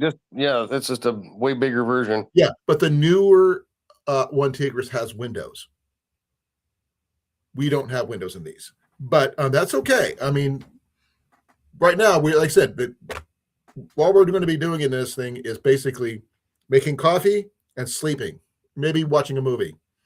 So I'm bringing my laptop. I just ordered mine today, Cliff, so that'll be whenever I get it. I'm hoping it'll come sooner than later. Depends if it's in country or not. If it's in country, it'd be like quick. I'm glad you got your tent finally, though. Yeah. I'll probably set mine up this weekend, but I would do it this week. But Ian has been running a temperature of 100, just a little over 100 degrees. So apples and crushed calories. We're not deer hunting. We can't. Well, if it was in season and we had our tags, we could deer hunt here. Not an option while we're up there. Rabbits and squirrels only. Well, if we had our trout license, we could trout fish, but that's about it. I'm sure you wouldn't turn down trout, Scott. Oh, no. Especially for breakfast. Slice them bad bays open, little butter patty inside. We'll consider it. I have to help Ian get his license for this year because apparently his license ends in 4 days. He needs to get this year's license. And if I'm going to get a trout license, he's getting his too. Howdy, Molly. Hey, Molly. Well, we're getting a lot of people in here. It picked up, didn't it? Yeah, I'm kind of surprised. I was at supper and I texted him saying that come on soon. I'm at supper right now. As soon as I get back across the motel, I'll jump on. He's like, okay, I'm all by myself. I right before you came in, then Chris came in for a little bit, and I started talking with him about, he has eaten armadillo growing up. Oh man, really? Yeah, he said it tasted like pork, like pork chops.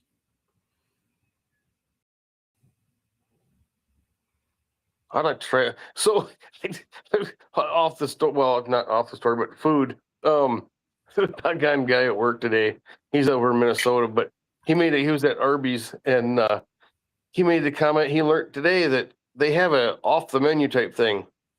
$16. It's a mountain of meat. It's all the meats that they have and all the cheeses they have on one sandwich. $16. I don't think I can eat that much. I mean, I like the protein option, but not that much cheese. I would give it a try. Ian would definitely give it a shot. So being the mountain man, then the other guy jumps in. He's gonna be a smart ass. He jumps in and says, "Well, I think the mountain man should do a mountain of meat Monday." Oh, that would be interesting. Did you know that Ian created a carnivore sub at Subway, and they liked the idea? No, really. Yeah, at our local Subway, he ordered every meat on the menu on one sandwich. A foot long, no less, and he ate it. They couldn't believe that as skinny as he was at the time, they couldn't believe he ate the whole thing without stopping. Hey, Jason's here. Hey, how you doing, brother? Now, hey, you're bringing your Dutch oven, you said. Yep. I'm bringing my tripod. So if we're going to cook on that, we can either use my tripod over the campfire, or we could I'm bringing my gas stove anyway. My big one, my big Colan. So that dual fuel Colan that you like so much. Yeah. I'll be bringing that one just because I'd rather have it as an option, because I don't want to do too much cooking in the tent due to the fact I don't want animals trying to get in for obvious reasons. I don't want mice or anything like that to come in, because we don't know what the snow situation is going to be. Because right now everything's melting, but that's all the way in northern Iowa, northeast Iowa. I can't tell you and they're in the middle of the woods, so I can't tell if there's snow there or not. And until you get your stove, we can't go get a date set. Yeah, I gotta get that. Well, Night, Howie. Hopefully, I see something. Night, Howie. as soon as I see something, hopefully I get an email or something tomorrow showing, give me an idea. That daggone tent, did I tell you about that tent? That thing came from Boston, Massachusetts, went to California, came all the way back across to Minneapolis, and then it finally got here today. Sounds like when I got my let's see. Good Lord. Give me a second. I'm trying to. I got something in my pocket. I was gonna. Yeah. Okay. Mice and men. Okay. See this? See No. this lighter right here. This is one of two. I ordered it from I believe it was in either Wisconsin or Minnesota. Garage Grown Gear.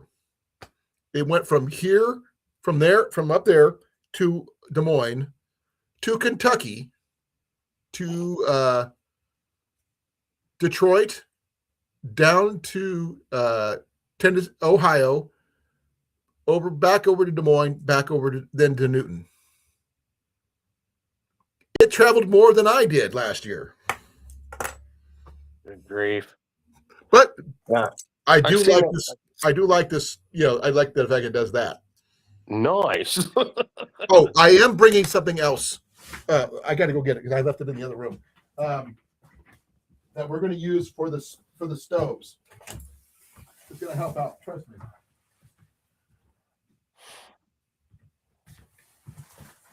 I normally use this for when I do my bows, for making arrow, working on my arrows and stuff.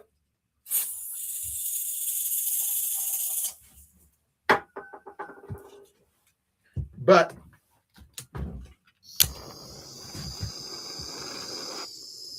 good grief. Now here's the cool thing. I can keep it running without touching the trigger. Oh man. I got one I use for cigars, but it don't go that far out. Yep. Just because it locks, just do that. And sometimes, yeah. Huh. But we can use that to help get the fire going.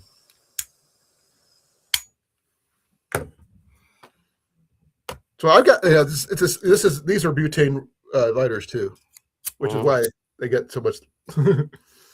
Used to them. Yep. You felt the heat from there. Well, you said you needed some heat there, CR. But this is what I use because when I have it set up, got one of these because when I'm working on arrows, I got to have my hands free for I can, have my clamps for my tips and my holding of my shafts and stuff all together. That way I can keep everything, together, because otherwise it's just a pain in the butt. But yeah, I don't use normal Bics. I use these because these are for backpacking, and I figured these are perfect for what we're doing. So do you use that heat for like setting up epoxies or something, or? Yeah, I use a ferrite. Okay, I'll show you. I got an arrow right here. I could give you the example. Okay, say I'm attaching this tip right here, right? I heat up ferrite with the torch. I apply it to the shaft. Then I heat up the tip with a pair of pliers and holding it with a pair of pliers. Then I put it back into here. Then I dunk it in cold water to set it. Oh, so okay. I didn't know there was such a thing as whatever you said. It's called ferrite. It's like an epoxy, but it's a heat glue. Heat active. Oh wow. Okay. I just used epoxy or super glue. Well, the thing is, this allows me to, if I need to replace the tip or anything like that, I could just replace. I can heat it up and take it out and. Yeah, I'll show you what it looks like. Change it. Yeah, I'm not bringing any of those. I might bring some of those arrows with me. I don't know. But it's not that fancy or anything. It's just this right here. Really? Okay. Oh, huh. Kind of looks like a hot glue stick type deal. It is a lot like a hot glue stick. Some people actually do use hot glue. I do not because it's not as strong. That's not as not as tough. Now, some people do use a little bit of wood ash and that pine sap stuff. Yeah. And you mix that together. That does make a type of glue to do the same thing. But this is what I've got, and it works just fine. And this is normally in that kit you just saw. Right, was just in. So that's what I used for repairing my arrows and stuff. I did acquire something new archery wise, but it's buried back there. I picked up a cresting kit for arrows. You know what a cresting kit is? Any shaft. Well, Yep. I'm not sorry to say that archery is a lot of dirty jokes. It is, because I play with my shafts all the time. what's that for glues? God, I got to get out of here pretty soon, guys. I'm gonna miss this. Well, I mean, just I gotta- might bring these arrows here, but these are a little bit too much for rabbits. I do have a lot of blunt tips ones that I can bring. If you want a bow, I can bring an extra bow for you if you need it. Tube of silicone, like a caulk tube of silicone. I think he's meant waterproofing. I'm probably going to pick up a silicone spray, basically. I've done that before. The old campus tent we used to use deer hunting, like Sears or Ward's, whatever it was. I remember one summer setting it up and just brushing like Thompson's or whatever you call it on it. Yeah, it's a water seal. I will do well. What I'm going to do is probably just get the spray on stuff. If I get a chance to set it up this weekend, I'll set it up. Go pick up some of that spray on thing to get all the seams, and everything, and that'll be all I need to do. And we'll have it set up, let it dry out, then I'll just pack it back up and go again. Scotch guard, yeah, same thing. There's Cliff. Yeah. They sell the silicone spray. They sell it in the camping section of Walmart. Yeah, Camp Dry or whatever. Yeah. Well, not necessarily. No, there's a generic version they have there too, in the same section. It's just a big spray can. Oh, yeah. I get you, Herbert. Yeah, seal spark holes. Eventually, yeah. I'm not saying it won't happen, but I actually have something for the holes. Give me a second here.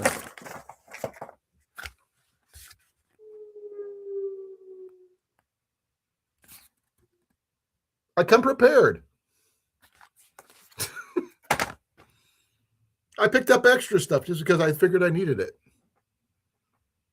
Because I am going to be sleeping on a sleeping pad. And I'll bring an extra one for you if you want one. I am bringing you one for your grandson, though.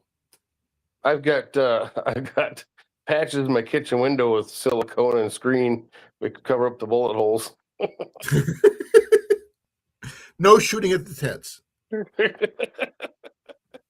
No, I actually do have some stuff for sealing up holes in my tent, Dan. I bought it patch kit for my sleeping pads. It doesn't quite work as well as I expected, so I ended up buying these. So I got an extra pack of seals I could use if I need it, or if Scott needs it, for that matter. I planned ahead. I expect them to be spark holes. That's why I figured we should get the metal screening for these to back it up on that. That way, as many sparks don't come out. As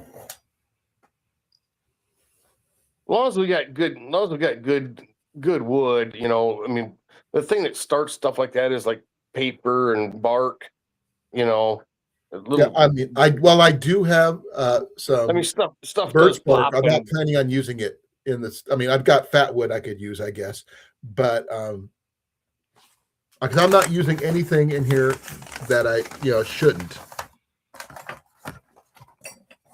Give me a second here. Just trying to. No, I can't. I probably dropped it. It's on the floor somewhere. I've got some fat wood I could use if I needed to, but rather I didn't. But I ended up using Zippo lighter fluid on Saturday because I couldn't figure out how to get it started. But other than leaves, I got it going. And some lot of napkins. This is basically what it is, Dan. It's a vinyl patch kit. So that right there will patch up pretty much any hole we have. So I planned ahead, Scott, unless you want to pick one up too. It's just one of these. It's from Colan's. I was gonna say it looked like one of them Coglins. Yep, okay. It's there. I mean, if we need it, we'll have it. I like being prepared. Ian says I overthink things sometimes, but I try to think of all the options things that could go wrong, and I'd rather they didn't, because I'm also picking up 2 fire blankets and a fire extinguisher, because I'd rather not have our tents burned down on us. Mandy, how you doing? Oh my God, Mandy and Booster. We got people from Australia finally. Woohoo! Oh, we got howdy, Amanda. They're from Australia. We got Canada, we got America, we got Australia. So we're doing awesome. We did have, for a temporary little couple minutes, we had England. Wow. So we had like a bunch of different countries here. So it's amazing. I'm not putting on my hat because it's just too warm in here. Our thermostat's broke. Oh, geez. It doesn't shut off. Either it's on or it's off. Take the white wire off. How do I do that? Carefully. I'll talk to you when we're not on the live. I'll go over it with you. Yeah. I'm just going to replace the main deal, and because I mean, it got knocked off when something happened, and I'm not sure if it broke or something else broke. I don't know anything about it. Just turn the breaker off to the furnace before you mess with it. Okay. Tried that. No, I'm not saying before you mess with the thermostat. Oh yeah, I plan to. Turn the breaker off. I'll power down that whole thing. You mess with that thermostat hot, and you could screw up your board in your furnace. Oh, I get that. I was gonna been there, done that, Mr. Know-It-All. No, I followed all the instructions it said to do, because it's one of those Honeywells. Yep. And it got knocked off when a picture above it fell and hit it and knocked the whole cover off. Yeah. When we put it all back on, it stopped shutting off. It just, when you set it for 74 and it keeps on going up to 85, 89. What kind did you have? What was on there in the first place? Honeywell. Well, what? There's thousands of them, 100 of them. Was it just one of the little round mechanical ones? No. Or a rectangle one, or digital? Programmable. Okay.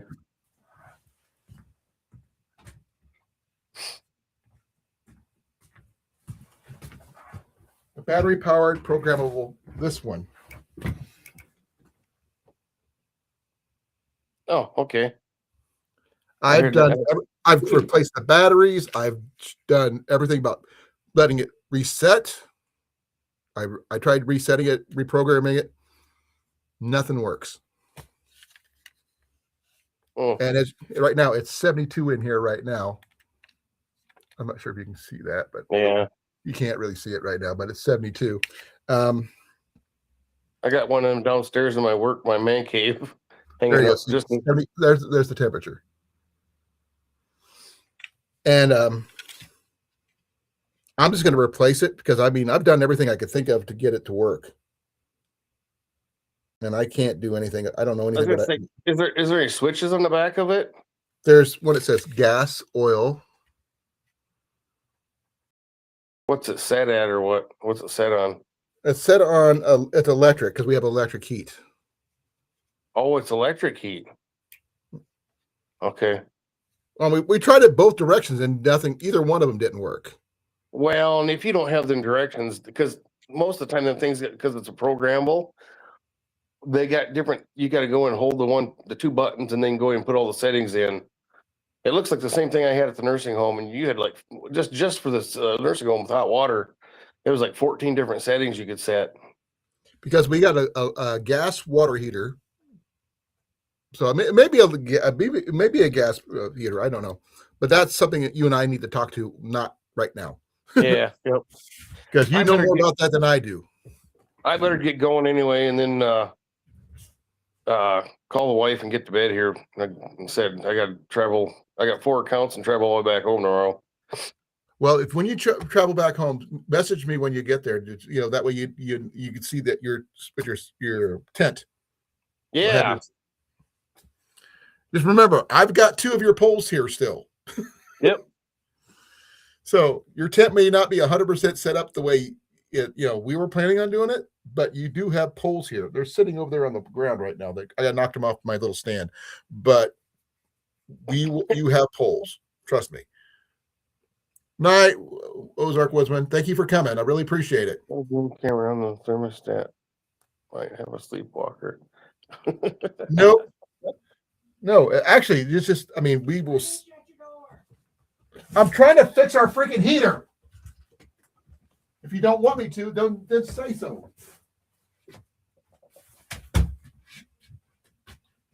Jenny has caught what Ian and I have had the last couple of days.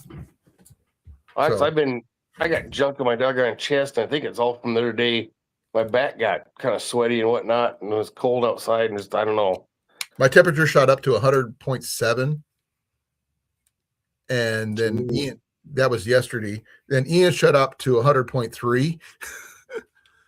And he's been running that for the last couple hours.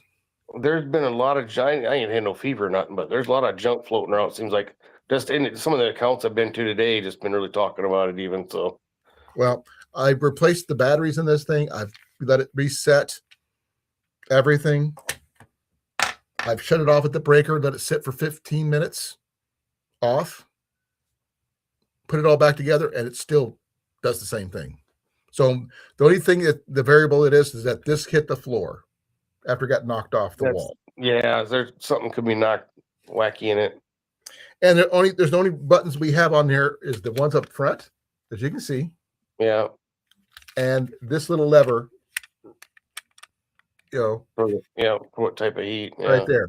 That was for gas or electric. Yeah. So I'm betting something got knocked loose inside that's not working. Right. So $35. Yeah. Just replace it. So I got a plan. Plan's in place. I just gotta wait till Friday when I get paid. But there we go. Let's see if I can get this thing to. There's the temperature right now. I just put the batteries back in. You see the temperature's that right now. It's hot in here. Our stuff's shut off. It's still hot in here. Hey, Wolfie, how you doing, brother? This guy's getting ready to head out. He's got a bunch of accounts he's got to do tomorrow, and a lot of driving. That's what you get for doing what you do, dude. Being too good at what you do. Yeah, I guess we'll call it that. Well, just think, you got a vacation coming up. You and I are going to go hunting. We're going to got to get some meat for our freezers, that kind of thing. Not that you don't already have that, but I don't. I didn't get out hunting at all this year, so I don't have nothing. Well, you haven't because it's a brand new year yet. Well, true. For last year. Yep. So you and I and Ian have to get some rabbits. We got to get some squirrels. I wish we could do other things, but this is what's in season, with the exception of fish, like trout. That's in all the streams and where we're going to be at. That's one thing that's going to be cool. So if we get you a trout license, we can figure out, By the way, I did some checking on the temporary hunting license for our area. Not that expensive for like 4 or 5 days that you're going to be here. Yeah. So not $120 some. You don't have to worry about that. That's not for a year. You're not doing that. You're just coming. Okay. You're just coming for about a week. So I've been researching. I know, and you get a discount as a veteran too, I think. The regular fishing wasn't too bad when I come down that one weekend when it didn't work out. Went to there you go. You already know about all that stuff too. So yeah. So the hunting, right. You're gonna do the hunting thing. It's just because you need your habitat stamp and things like that. But that's normal. Yeah, we got the same thing here. There's $10 no matter what. But the thing is, if you were local, guess how much your hunting fishing license would be?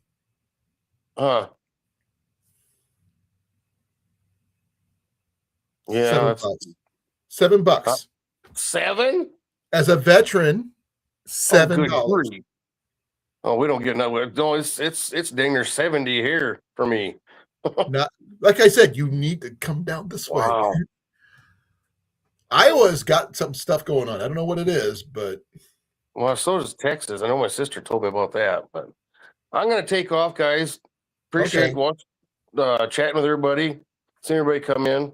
let me know what your tent's like. You and I will do you can do an unboxing of yours do a video about that. And I haven't even really opened mine up other than just pulled it out of the bag and looked into it. Yeah. So mine has not been set up yet. Hopefully I get email about my stove tomorrow or something, see what's going on with that. That'd be kind of cool. That'd be if, nice it's to in, know too. if it's in country, you should get it fairly quickly, especially with the free shipping. Yeah, well, it's like that's what I was hoping anyway. And like I said, yours is the exact same stove as mine, shape, everything. The only thing we probably would need is do the tie out deal, yeah. The guy lines, and that's not something too difficult to do. Picking up some, try to pick up enough the reflective guy wire, the little 550 cord for safety reasons. That way we can see it in the dark. Because I've gotten that at Menards pretty reasonable for like $4 for 50 foot, I think. Well, since we got you need at least 3. Yeah. One from the front, one from the back, and one from the side to keep it from flip flopping and all that stuff. Because if the wind starts blowing in there, not that it shouldn't, because it's just a clearing where we're going to be, so it shouldn't have a ton of wind, but doesn't mean there's not any wind. Yeah. I'm trying to plan. I'm planning ahead. Logistics. You should know this already. As big as that thing, as far as that thing goes in the air, it's a little teeny pipe compared to yeah. It's not like going like 50 feet or anything like that. But no, but I'm just saying it's sticking out there. 7 feet is 7 feet from the ground all the way to the top.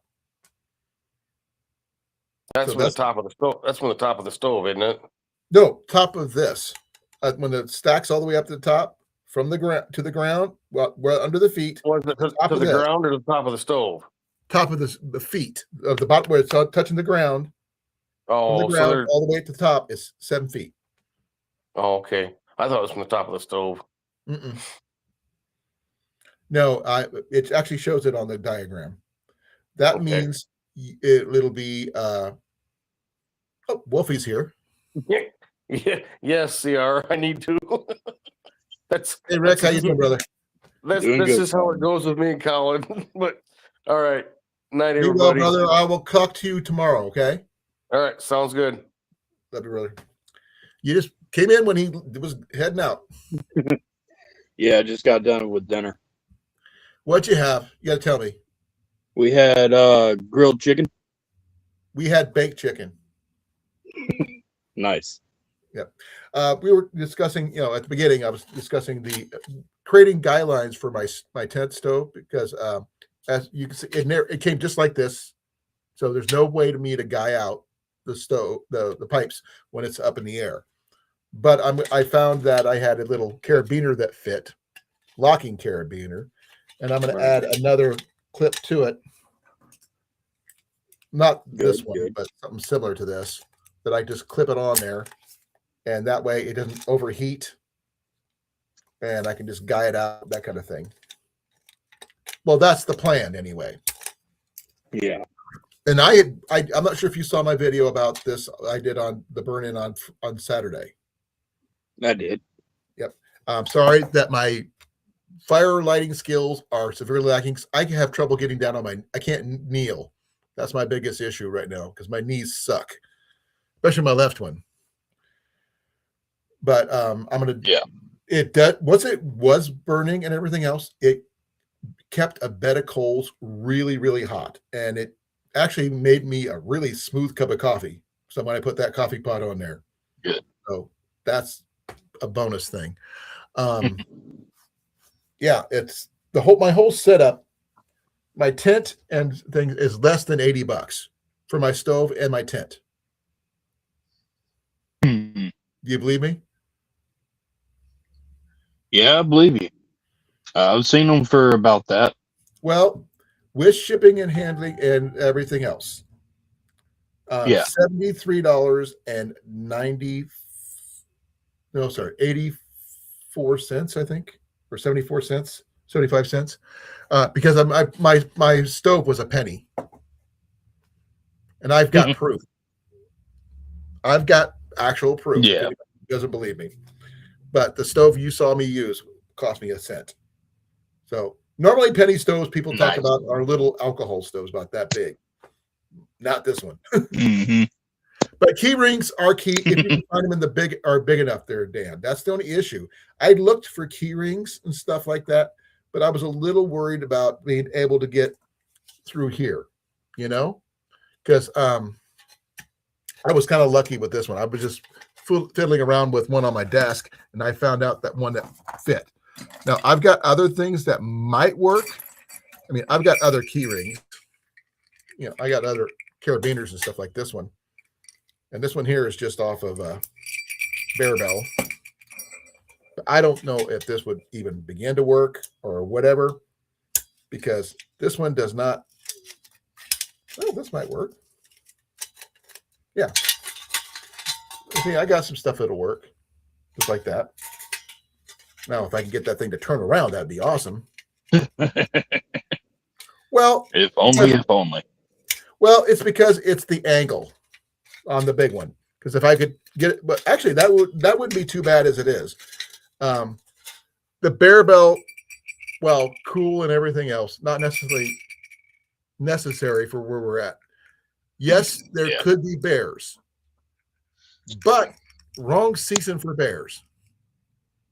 Because middle of winter, not generally bear territory, and it's because where we're at in northeastern Iowa rarely gets bear sightings, but bears do sometimes show up, migrating south from Wisconsin.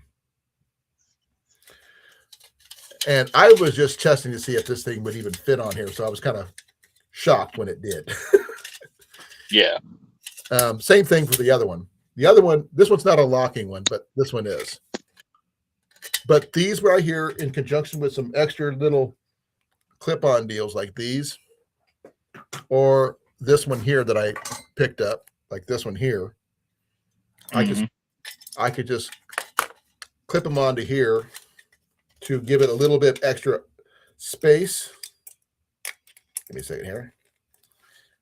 Well, this one's a really serious one here. Like this, then attach my guy lines to these. That way it doesn't melt the guy lines. Yeah. Then I could just leave those attached, and then I clean it out the pipes and stuff when I'm done.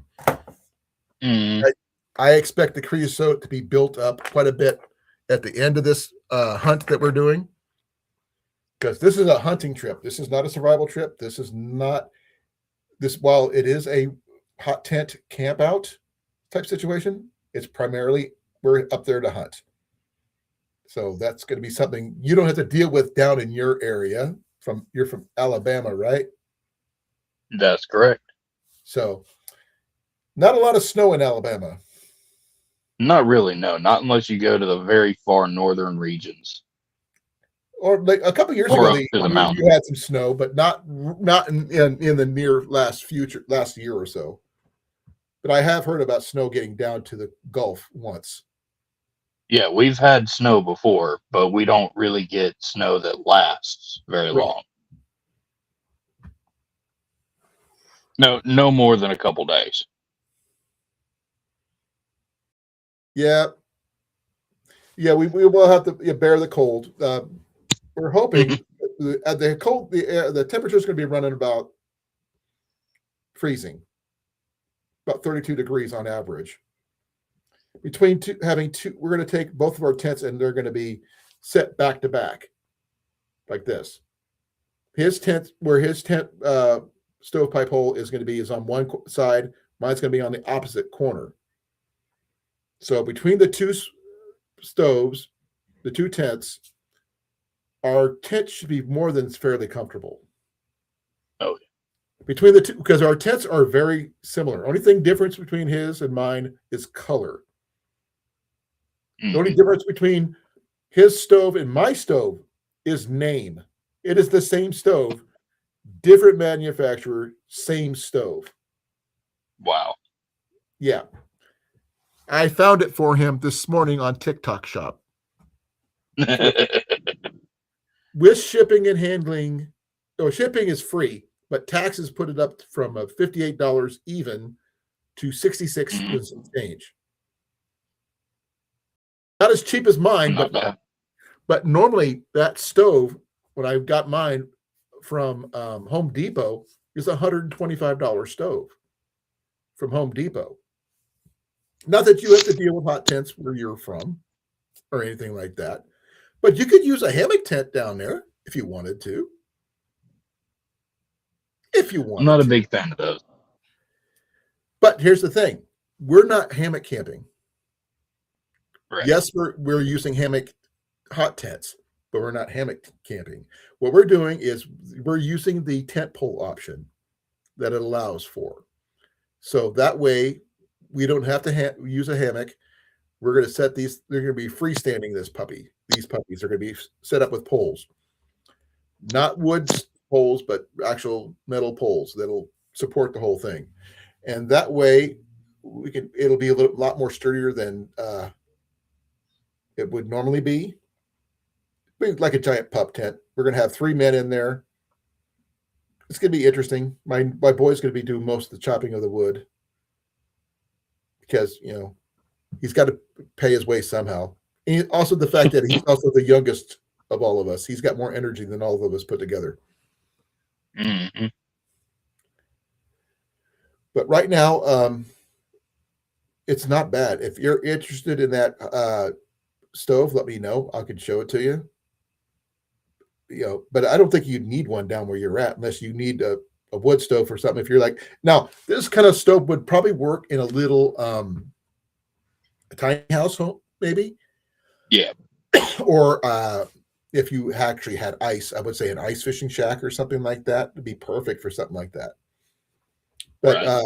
The tent, each tent is 100. Let's see, between both of them, it's at 104 square feet. It's little over 6.5 feet wide, a little over 9 feet long on the floor. So just a little over 54 square feet. Plus, when we put them back to back, that means over 104 square feet,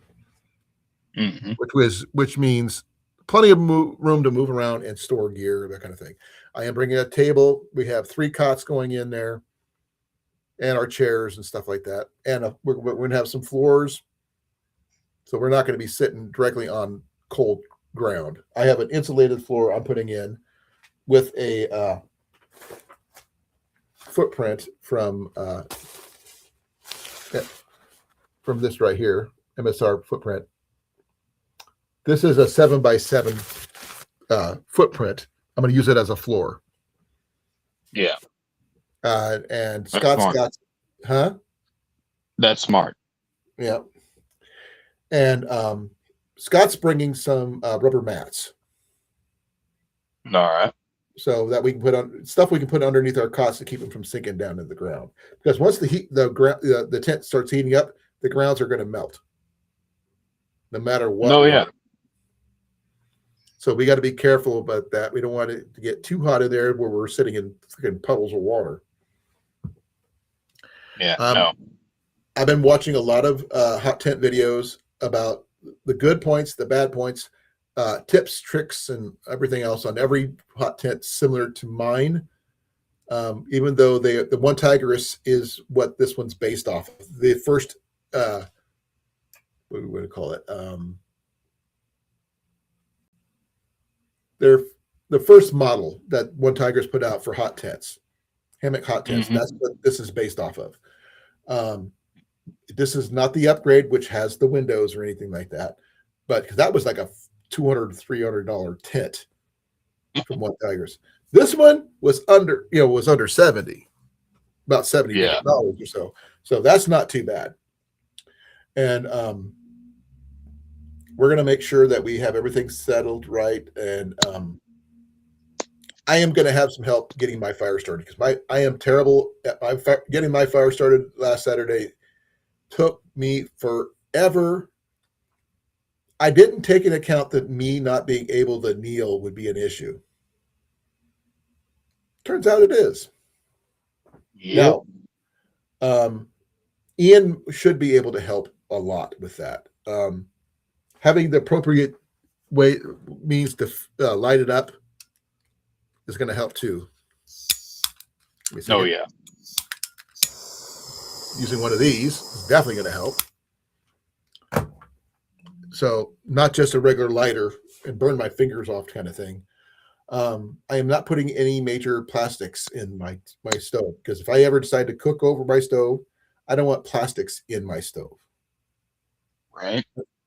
I do the same thing with my fire pits. If I'm cooking over a fire pit or something like that, I don't want cigarette butts in there. I don't want plastics in there. Nothing that's going to contaminate my food. Yeah. A lot of people don't consider that. But yeah, we're going to have probably multiple coolers. we're not going to be hungry, folks. Depending on this, whether if we have snow, is whether I'm going to get to use my snowshoes or not, which would be fun if they were snow, but not, that kind of thing.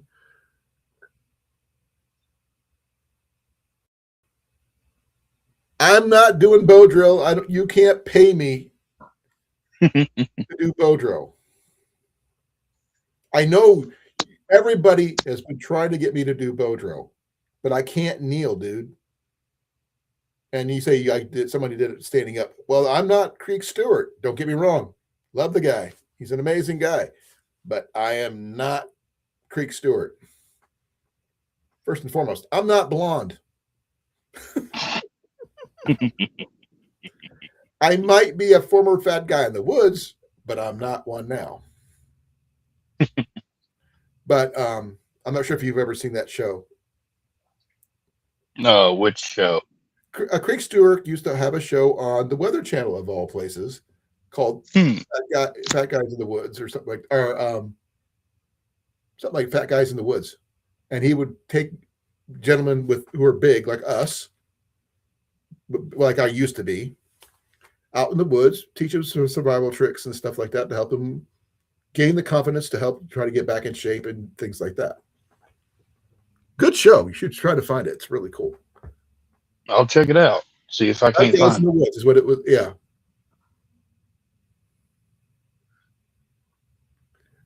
I'm not getting one of those propane flamethrowers. Ian would love it. Don't get me wrong. If he wants one, he can spend his own money to go get it, but not in my hot tent. That tent is mine, not his. He's just a guest. And if Ian really messes with me, I'll bring an extra tent and put him out there without a heater. Ouch. Don't do that. It hurts, Rick. What? Whatever you did to say ouch for. Oh, no, I was talking about you putting Ian out in the tent without a heater. Right. That's if he messes up. But he's mainly going to be there to split the wood. We have a chainsaw that we're going to be using. Downed wood only. No live trees, no, standing, whatever. Nothing sitting directly on the ground, because it's the ridge line where we're going to be at is mostly hardwoods. So that's going to be a bonus. Now, whether it's going to be dry or not remains to be seen. I do plan on picking up a couple boxes of hickory that are pre-split from Walmart. The pieces are about that big. That'll get us started. Then we'll get the stuff that we're actually cutting up will be used for later. Bigger pieces will be used later on. Well, it's getting later in the evening because we want to put the biggest pieces we can right before we go to bed so that it'll burn longer. Yeah. So as if you would have seen Herbert T's video the other day, when he did a burn-in on his stove, he used bigger logs. I didn't have big logs when I did mine. I had some oak branches, basically, from an oak tree with oak leaves that I ended up using because that's what I had. Could I have used charcoal? Yeah. Probably, but I'd rather not if I didn't have to. That's just a waste of good charcoal. It is. And I don't want to do that. No, I'm not going to be using anything like a fire starter log or anything like that because that's got chemicals in it. And I don't, like I said before, I don't want to do that. But if I have to, I might try birch bark, but I'd rather not because those things got some serious oils in it. I have birch bark, don't get me wrong. I have a lot of it. I think I'm not sure if I may have some on my desk here. Trying to remember where I put it. Now that's going to be the tricky part because I put things down and I forget where I put them, unfortunately. But like I said, this is going to be a hunting trip, so we're going to have.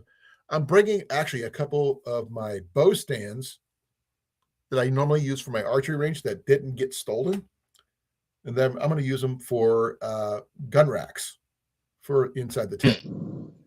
Basically, it goes into the ground. You put your stuff on top, your bows on top of it normally, but I'll put my shotgun and my rifle on it. That way, it's not on the ground and it's off the way. If we need to grab it, we just reach over and grab it. Yeah, because where we're going has over 5,000 acres to hunt. Yeah, that's a lot of acreage. Now, are we going to get to every part of it? Probably not. But we're out there for rabbits and squirrels. That's our biggest thing. And if we can get them, that's amazing. You know, we're going to use, I think I put it over here. Oh, yeah. We're going to end up using, Scott's got one of these too, but not like mine. Mine's got my name on it. But this is our squirrel skinners that we got from Red Corn Outdoors. So we're going to be able to skin and process our meat. And I'm going to bring some freezer bags and in our cooler and stuff like that. So we'll have a place to put our meat and everything else. And we're going to secure those in our vehicles, which are going to be literally a quarter mile or so from our camp. It's one thing good about it where we're camping at. It's a free backpacking site normally. Because the backpacking trails at Yellow River are some of the best in Iowa. 25 miles of backpacking trails. I know you probably haven't done a lot of backpacking yet. Doesn't mean you haven't, but not a lot. It's an experience. Love that place. I don't really care for the backpacking, honestly. If I'm going to go out in the woods and I'm carrying a pack, I'm just going camping and I'm going to get myself lost. No, these got pre-made trails. You cannot. It's got blazed, ready-made trails. It's hard to miss. No. I'm saying I would intentionally get myself lost out in the middle of the woods to where I don't have to be around people. The place is big enough you won't run into people a lot unless you're down by the horse trail. That's where you got to drive past them, the horse camp, in order to get to where we're going anyway, which is Heifer's Hill. And which is great about it, it's right above Little Paint Creek, which has trout. Ooh. Yeah. So we have a backup plan in the works. Yeah. So, because we already have two things we can hunt, rabbits and squirrel, due to the time of year. It's too early for spring turkey season. And the only mammals we can hunt left are rabbits and squirrel. Rabbits end at the end of the month. Not rabbits. Squirrels end at the end of the month. Rabbits at the end of next month. So, bringing in our trout license as a backup, a couple trout would not necessarily be a bad thing, just because it is what it is. Yeah. I don't know. He might, Dan. He might be able to find his own cast iron stove, but he wouldn't be able to carry it, though. That's the only issue. But I am bringing my cast iron skillet. There is one thing I planned on doing on my stove. I plan on making a grilled cheese. I've not done anything on my stove for grilled cheese yet, because I'm not sure if I can get the stove hot enough to be able to use my cast iron skillet. I'm only going to bring my number 5 skillet. I'm not bringing a big giant one. You Unless should be able to get it hot enough. yeah, because I'm taking only the little center portion off for me to cook over, like I do for my coffee pot. Yeah. And that's all I really need to do to make that. I will be making my my grilled cheese. I will flip it with one hand, the whole 9 yards. I'm really good at that. I don't like using spatulas when I make my grilled cheese. If you got to be able to, because the trick is having the good cheese, having plenty of butter, and a decent cast iron skillet. Hey Ragnar, how you doing, brother? Pretty much. Ian has found. Okay. Well, for you, just to let you know, Scott, SD Mountain Man, myself, and I were at this place called Brass Armadillo in Des Moines. We were just looking at stuff. It's like a secondhand store. Got a bunch of knickknacks. Got a little bit of everything, right? Yeah. Ian comes out from out and goes, "Dad, Scott, you wouldn't believe what I just found. I found a cannon." And we're thinking, okay, you found a little toy cannon. You ever see those little it's desk cannons that you can shoot and everything else? Yeah. He said, "No, Dad. I found a cannon." And he said, "Follow me." Turns out he found a $1,250 signal cannon. This thing was 4 feet long, 2.5 feet tall, with wheels, everything. This was a functional cannon. Functioning Good cannon. Lord. If I would have, Scott and I were said, if I would have had or found a way to justify $1,250, I would have came home with a cannon. Oh, Why? yeah. No, the question would be, why not? Yeah. That would be the reasoning for that. Because there's not every day you get a chance to come home with a cannon. You know what I mean? Oh, yeah, definitely. Try to justify it to Jenny would be tough, especially spending that kind of money. Yeah.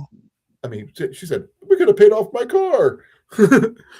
But it was a kid in love. I can't believe it. Can't give up a cannon. But Ian and I have come up with some really amazing finds. My penny stove, for one, is the one thing Jenny can't complain about. Because one of the things when they sent me the wrong item, they refunded me the money and told me to keep the item that they sent. Right. So that's a $130 heat reclaimer. $130. Yeah. That's money in my pocket, basically. Mm-hmm. I got my money back for the other stove. Then I paid a penny for this one. So I made money on that trip. So I'm actually if you think about it, because that was $130 and I got this for less than $75 for the tent and my stove, I made about $50. Yeah. Technically. All right, CR. Night, CR. Thank you for coming, brother. Oh, he says 5 minutes. 5 minutes? Okay. Now, Yeah. one of the things Ian and I, we're good at finding stuff. We're in the middle of Iowa. Don't ask me how we find stuff, but we find stuff. Mm-hmm. Now, here's one of the latest finds. Technically, I found these. Military issue extreme cold weather gloves. Nice. Less than $3 a pair. This one is probably from either late 80s or earlier. It's even got the liner and stuff still. Ian has another pair for the same price, but his is from 1942 with a trigger finger. Yeah.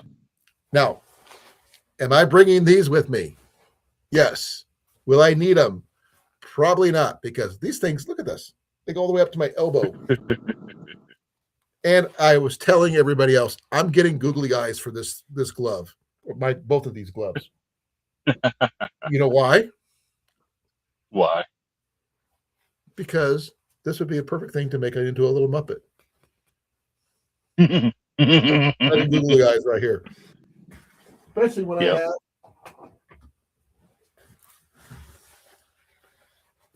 two of them. Yeah.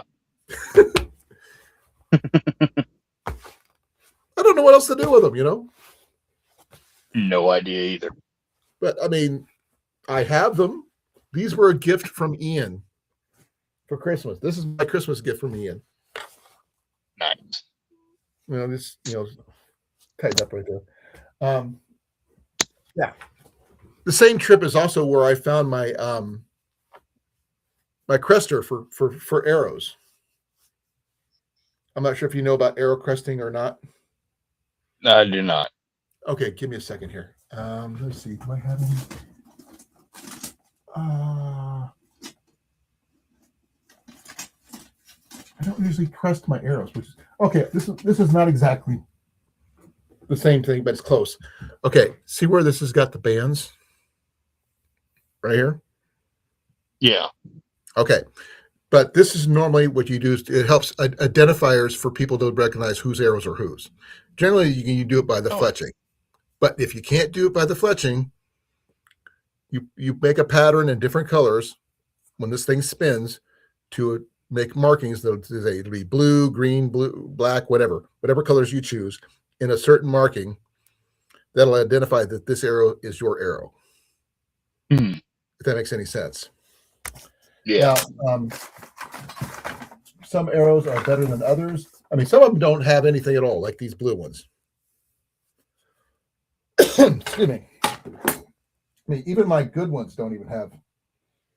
I don't do cresting on my arrows generally because I just never had them before. But there's some that do. But I've got it picked up a crester. It's like a $150 crester or more, and I got it for less than $10. Only thing I have to do is replace the paint. Everything else works. So yeah. So I'm good to go for making arrows now. I've got the Fletcher, I've got the bowstring maker, and I know I got the cruster. I just need shafts. That's good. The only thing I'm short on is shafts. Hey, Big Mike. Bruno is Big Mike, just to let you know. Big Mike. Big Mike. Okay. Big Mike. I call him Big Mike because of his size. He's not very tall, but he's big. But he is one of the best photographers I've ever met. He's really got a really good eye for camera work. All right. He's actually went to college for classes and stuff for that. Nice. Very nice. So, Colin, I'm going to be honest with you. Sure. I came up for 2 reasons. What's your 2 reasons? Reason number 1 is to give you an update on my living situation. Did you get your place? Not my own place, but I've got a spot at my aunt's. Okay, you do have living quarters. Okay, good. That's good news. Yeah, I've got living quarters. You got something more secure. That's better. Okay. Thank you for the update on that. What's the second one? The second one is going off of that.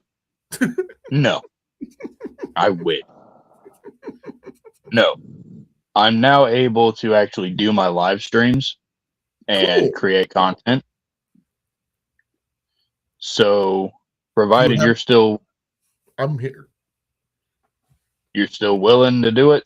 When you get back from your trip, I will set up a live stream to going off of the original, or that was the original live I was planning. What do you carry to the woods? That works. Not an issue. I'm willing. I bet there's going to be more than a few willing people here.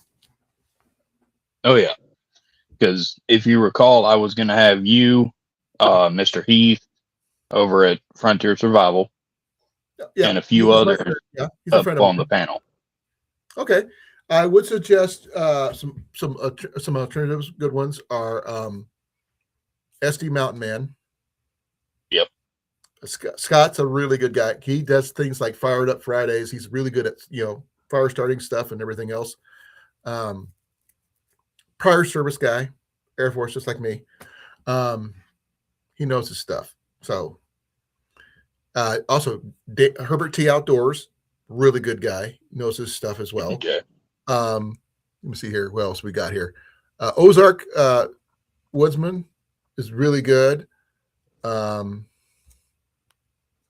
Pest Hunter Outdoors, he knows he's good at some things. He's more air gunner and stuff like that, but he's good in the woods too. Yeah. Just to let you know. Pest control is his big thing. He taken out because he used to be pest control for like many, many years. So one of the things he likes to doing is literally on his live shooting mice in his shop. Yeah, I know. Another good one, just for your information. I'm going down my list here. Sierra's not a hunter, so Foxit Outdoors, Cliff, you know him. Yeah. But he's a gardener, but he is a little bit all around everything, but he doesn't hunt as much as some. He doesn't get it in the woods as much. Can he? Oh, yes, he can. Don't think he can't. He's very smart. He just doesn't get a chance to go out because he's so freaking busy. Let's see here. I got so many people who were in here. Howie's more now. Sheriff of Hazard, Roscoe, same thing. Good people.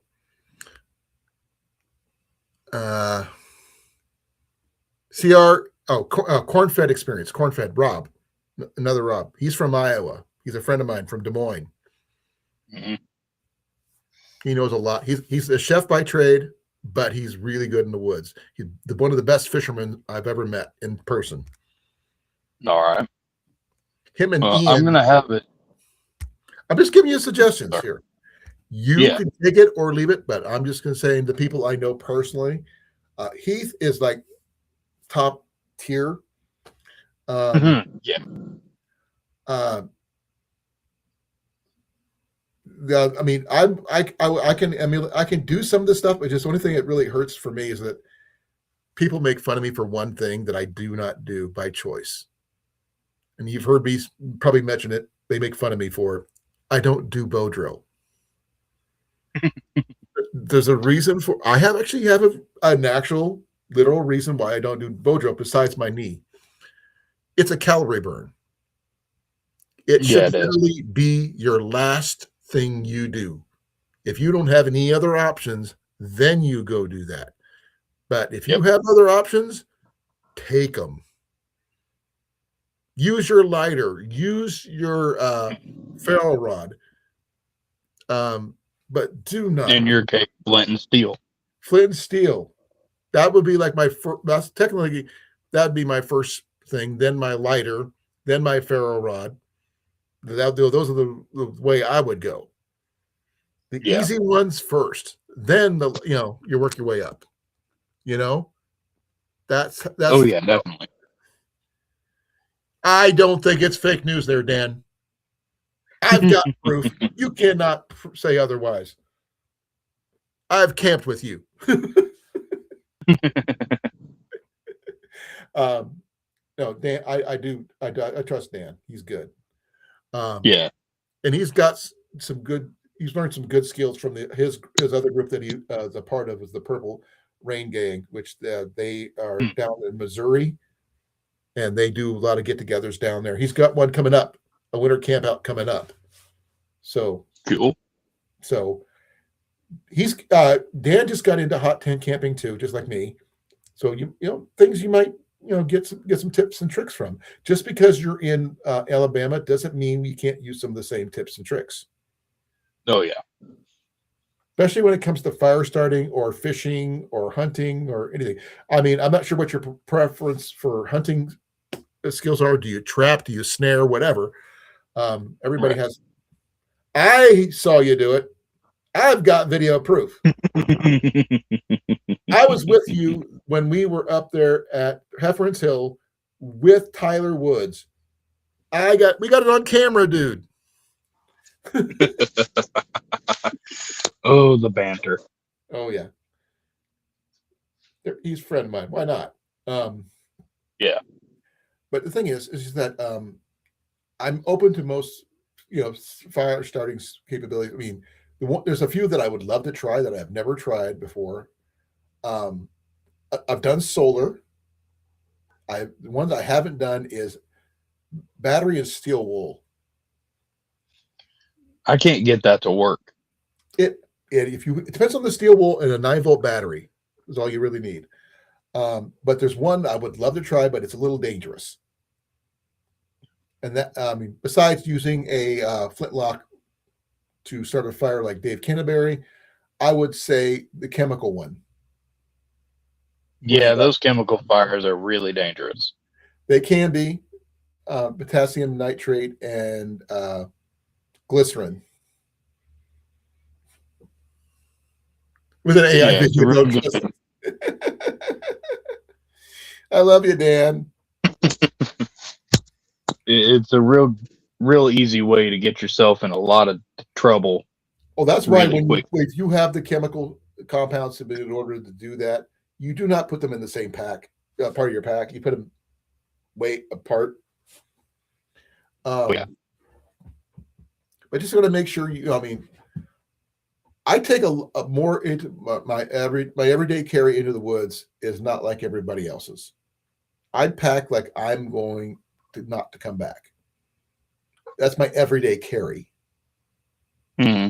And I will try to do a gear dump after my trip because I carry everything I do to go. If I'm going somewhere, I have ability to sleep in, something to sleep on, something to sleep, be able to hunt food or catch fish, all that stuff. I carry that with me on a regular basis. That's not even including what I have on me right now, in my pockets, because I've got at least 2 ferro rods with me right now on me at all times. Mm-hmm. It was not Memorex. It was live. Yeah, I have you need video proof, time stamped and everything. Was it you or was it Herbert T? What? Oh, ask Dan about his alter ego. Or Uh-oh. there's a bird. He doesn't know about the other guy, Dan. He does not know about the other guy. Oh, no. Oh, yeah. There's another guy that, shows up on Dan's channel from time to time. He's amazing. Yeah, I bet. That's why you should, for just that factor alone. Oh, that guy. You totally forgot about that guy. I didn't. But no, it's just that if you were asking me to, ask me what I go through and what I carry in the woods, I carry my backpack that I carry every day. I have it by my door. When I'm going anywhere outside of town, that pack goes with me. Well, I said, tent in there. I keep a sleeping pad in there. Now, I don't keep a sleeping bag in there because obviously it wouldn't fit. But I even got food in there. I got water in there. I got drink mixes in there.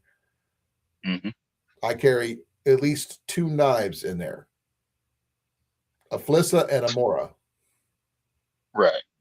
But that's not the only knives I carry on me. I've got 3 others I carry with me on me right now. Mm-hmm. And one of them is not what you call a standard everyday carry. And that shirt is not what I thought it was. I thought you had on an Iron Maiden shirt. Nope, this one's the Ironside Axe Club. This is where I went for New Year's. But Nice. this is my medic knife. That's a good knife. It's not a top end knife or anything like that. It's a Tac Force knife. Nothing fancy, but it's sharp. It does the thing. This is a Sheffield. Yeah. It used to be camouflage. Used to be. No, literally. See? Yep, I see it. Now, it may not look like it, but I had to reprofile the tip after it broke off. Could I shave with this thing? Yes, I could. Are you going to? No, you're not. No. Now, the other blade that I don't mention much. My multi-tool, which I carry with me wherever I go. Now, is that a Leatherman? Gerber. Or is that a Gerber? Okay, Gerber's it's a Gerber. Now, I had tried Leathermans, but I didn't like the way that it was designed for my hand. When I tried to, those are the ones that had before they had the opening here that was like really hard for when you try to use it, it hurt your hand. This one here, the way it's designed now, has these little flat parts here. You know, you got your wire cutters, you got your pliers, you got your needle nose, all that stuff.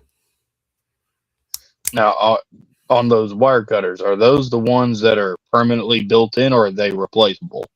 Oh no, this one's permanent. Okay. See? Yeah. The one I'm get the little wire looking at- strippers right there in the middle. You can probably see that little hole right there at the bottom there. Yeah. It's like little micro wire strippers. Yeah. And the knife itself is not the best knife or anything like that, but It works. it works. It's a little sheep's head or sheep's foot. And I keep it in a Night Eyes case on my hip. I just upgraded my Night Eyes sheath from a black one to a camouflage one because I found one. So, well, the multi-tool. Okay, I remember that, Dan. the multi-tool. Huh? No. The multi-tool I'm looking at getting is Roxxon. I think I've told you this before. I've looked at the Roxxons. I like the idea of what they do, but the quality is what I'm a little worried about. I agree. That's kind of why I'm going to put it through the paces. Why? That's why I was looking at this one. Okay. If you notice, you see that it's got these on it. Yeah. Okay. Here's the thing. If you go to their website, you can buy replacement pieces. Mm-hmm. So if you needed to, swap out the tools for whatever you want. Yeah. Now, there is one tool that I would swap out. It may not seem like much, but it is for me. That one. Mm-hmm. I don't like this one. This one serves no purpose for me. I would swap that out for a saw blade, a proper saw blade. I don't have one. I would agree with that. I mean, I've got one. Sorry, forgive me. I do have a saw blade, but this is the saw blade I do have. Yeah, that's tiny. It is very tiny. But all I want to do is add something a little bit more functional. And all I would do is just a couple of star bits, move that out, put my new one in. I'm golden. Long as it fits in the same, dimensions, that's all that matters to me. But they have options I could throw in there a little bit better. But other than that, it works just fine. I mean, I love the can opener. I love the screwdrivers, everything. Yeah. See what Roxxon has that I don't see a lot of other companies having, not just the modularity of their multi-tools, Right. Give me a second. in that you don't need a second tool to put a tool on, right? Right. You know, you just No, I press get it. a I've looked at their button website. and you can go. I've looked at their websites and everything else. Right. I like the types of modularity. Only thing I can't trust is the materials. Yeah. And if you're going to spend that kind of money on a tool, I only spent $35 on mine. Right. From Yeah. Walmart. It's since gone up since then when I got it, but still. I want something that's going to last. Right.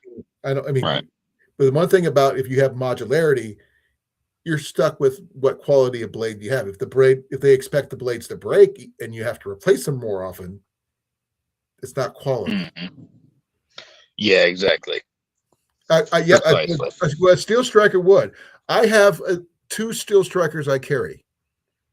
One's an antique. One I acquired at a Renaissance fair through a friend, and I carry that one everywhere. It's actually in my backpack. And there's another one I carry in my bushcraft bag. A little smaller, but I still carry it. I would rather have those with me than anything else. Because one thing about Steel Strikers, it's easier to find something to spark no matter what. And I always carry something I can make a spark with me. If my knives get taken, doesn't matter. I have my striker. I could still strike something with me, with what I carry on me still, because of one more item that I have that most people don't recognize and that's my necklace. See this right here? Yep. It doesn't look like much, does it? I can't even hardly see it. This. Oh, there we go. But this is a piece of jasper. Green Jasper throws a lot of sparks, especially on a steel. Oh yeah. Definitely. Ian got that for me at a rendezvous for me on my birthday. And it is green jasper, which is really interesting. You know what county I'm in? By any chance? No, I don't. Jasper County. Nice. Yeah. So as long as I have my striker and my necklace, I have ability to make fire. Oh yeah, definitely. Just like I always have paracord with me 24/7.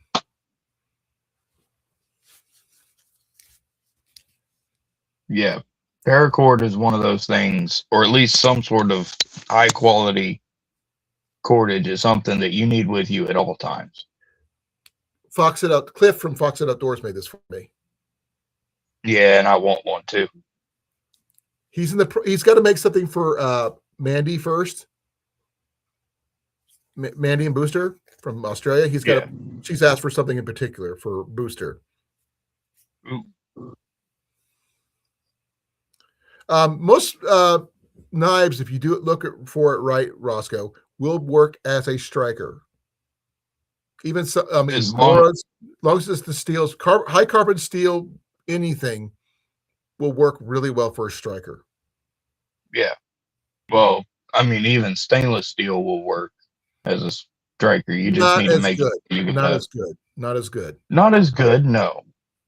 But provided that it's got a nice, clean, sharp 90-degree edge on it, it will throw sparks. Right.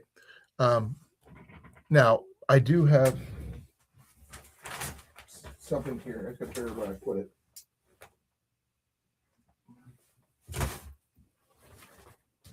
I'm trying to remember where I put stuff, so bear with me here.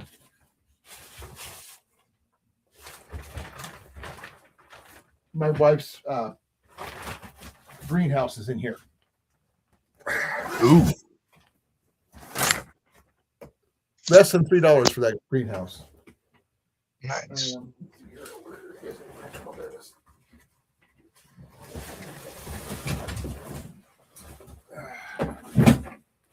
Let's see here. Fire kit. One of many I have created over the years.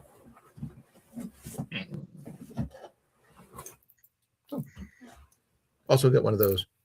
Not that I need it, but I got one. Let's see here. Do I have a flint and steel in here? Probably. Maybe. Hopefully. This is a 4 Directions bushcraft bag, by the way. I got that from Box It Outdoors as well.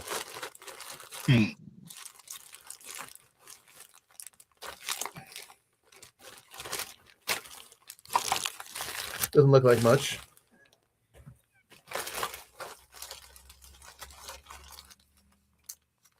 Just want to make sure I keep it dry, you know. Mm-hmm. Oh, yeah. I might have something in there. Let me see. Do I have one in there? Oh, yes. Yes, I do.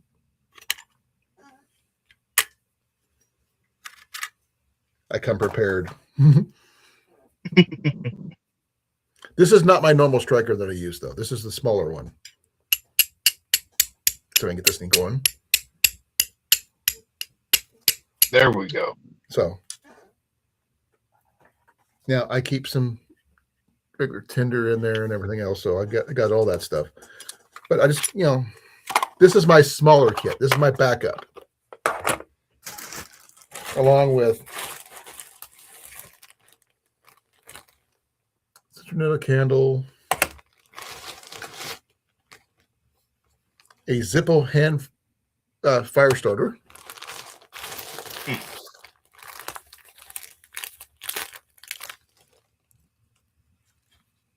More fire starters. Can never have too much fire starter. What is that? More fire starters. You've got that.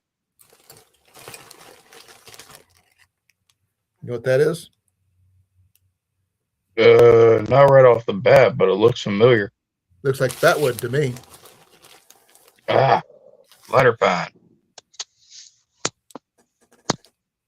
More of it. No. This is a ferro Nope. rod. Oh, that's very rod.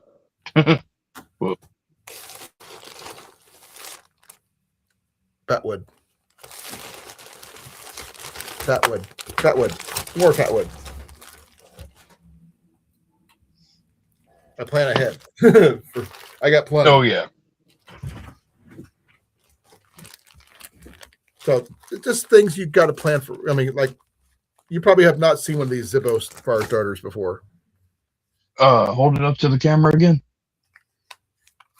Give me a second. I'll go big. You can see it better. Where everybody can see it better. Oh, sorry. Upside down. Oh, I have seen one of those before. Okay. This is the Been a starter while. itself. I haven't used this in a bit, so bear with me here.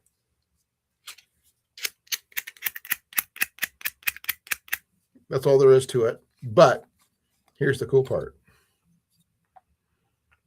These are the fire starters. Mm-hmm. You fluff these up. That's what you use these on. There's one right there. Keeps it dry. Yeah, those things are This genius. was just a novelty I picked up. I just wanted to see if it worked. But I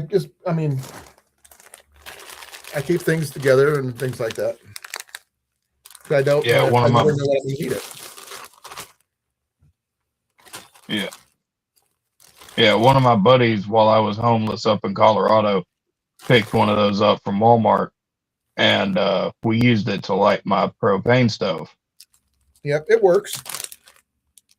I've got several stoves like that. But like I said, a steel striker is always a good thing. I prefer that over most because, like I said, it always works even when wet. Mm-hmm. And you can't really beat that. No, And you I can't. also in here, I actually have some more fat wood in here too. So it just Nice. didn't make it into the other bag.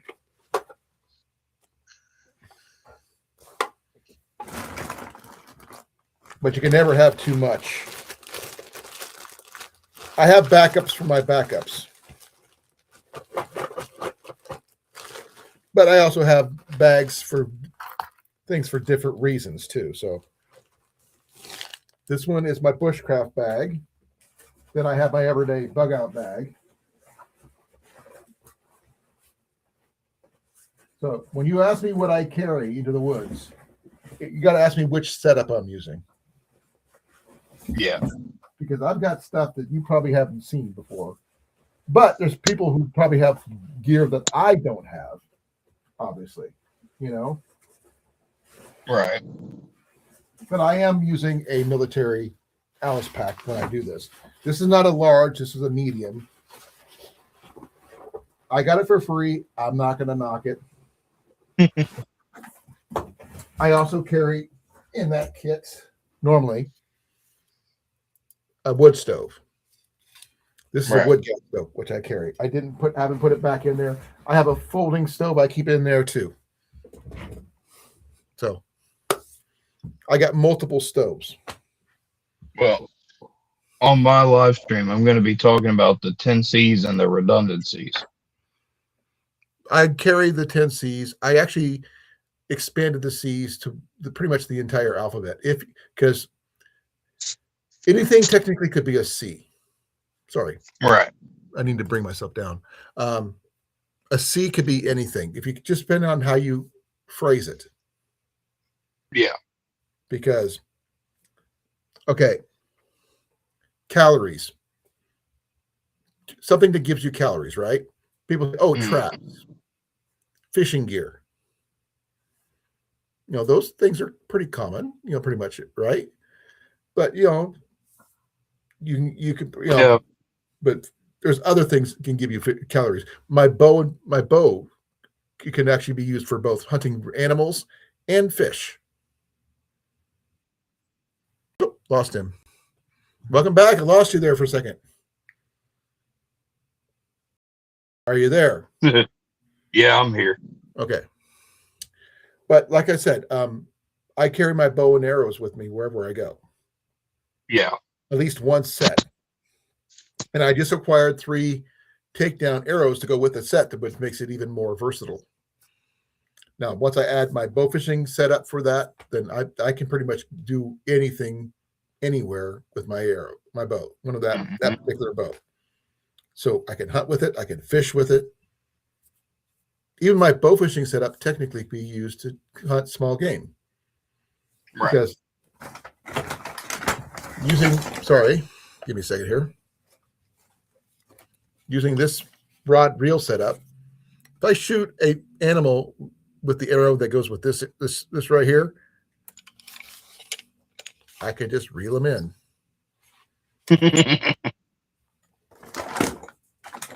Before someone says, "Oh, you can't do that," if you're in a life and death situation, I'm using this one. Doesn't have the tip. I'm just using this as an example.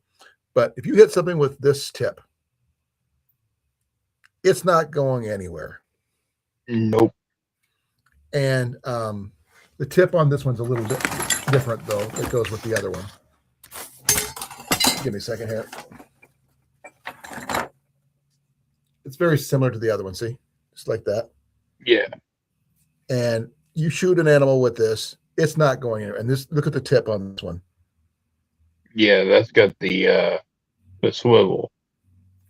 Well, this one here, not the swivel. This one here is just a regular point, but it's very much Botkin-ish. Well, I was talking about the barbs. The barbs are separate. Yeah. Once it goes in, it will be very difficult to come out. So and all you have to do is reel your fish or your little small game in. Mm-hmm. As long as you make sure you maintain your grip on your bow. Yep. And I have that particular reel will definitely fit only one bow that I have, and that's my takedown longbow, which I plan on carrying with me wherever I go. Because it's the most durable bow I have. It's also the most expensive bow I have. And it's only Speaking this of- big. It's only that big, but everything collapses Wow. down. And the arrows are only that big. They break down to that big. Yeah. But when you put them Speaking together, they're 29 inches long. Yeah. So Speaking of bows, you Go have a ahead. chance. You know that bow I showed you. Yeah. That's still a good deal. You can't beat it. No, you can't. And until I find a better one.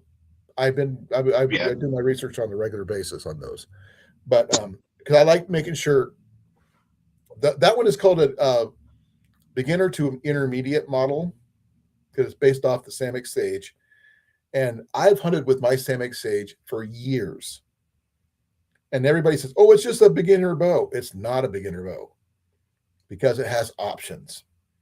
Options allow you to do more because you can add attachments to it. You can add arrow rests. You can add sights if you choose to. You could add counterbalances. You could add bow fishing reels. There's if it's ability to give you options, that gives you opportunities. Yeah.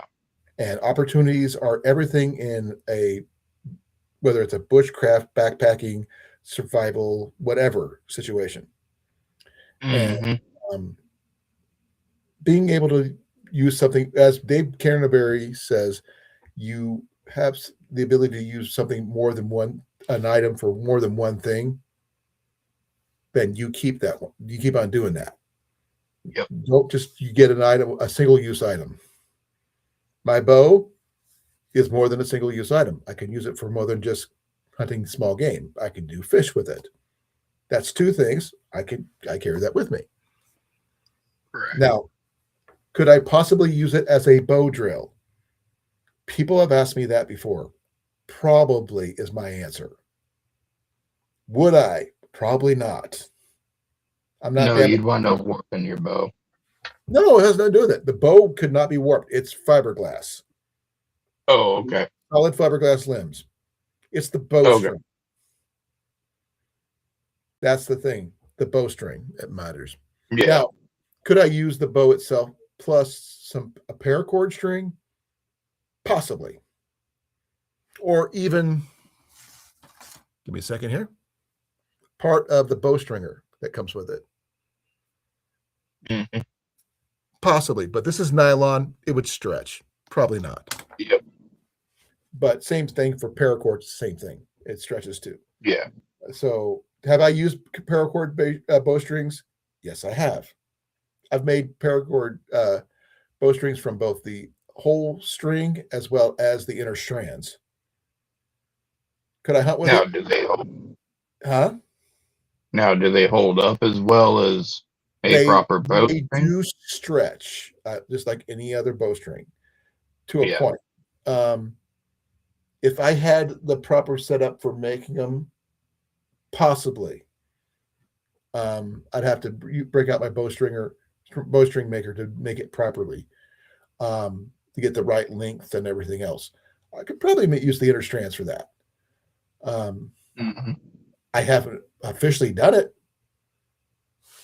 Doesn't mean I couldn't. I've never done it. I haven't had a reason to. But I did make a bowstring out of the inner strands once for one of my other bows. It's up there. I will show that at another time. Would I trust it? Maybe. Because it's not proper bowstring material that I'm used to. So that's all I can tell you. But the way I got it set up on there, would I be able to hunt with it? Yes. But it's set up on a 65-pound U recurve right now. So, yeah.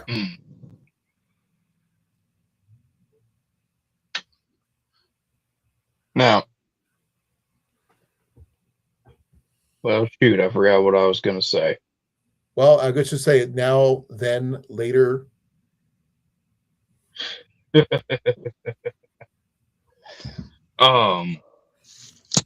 No, I can't remember what I was going to say. Well, you'll remember eventually. Usually it's in the middle of the night when you least expect it. Will you have room at your aunt's to do practice your skills outside her house or in the house or anything like that? Or no? Yes. We've got woods and everything else around us. Okay. That's all I need to know. I don't need details. Just a yes or no would be fine. Yeah. I don't, like I said, your life is your life. Just to let you know. Right. I will expect one thing that, while I will support you, your family, your whatever, your God, your church, whatever it is that you do comes first before me.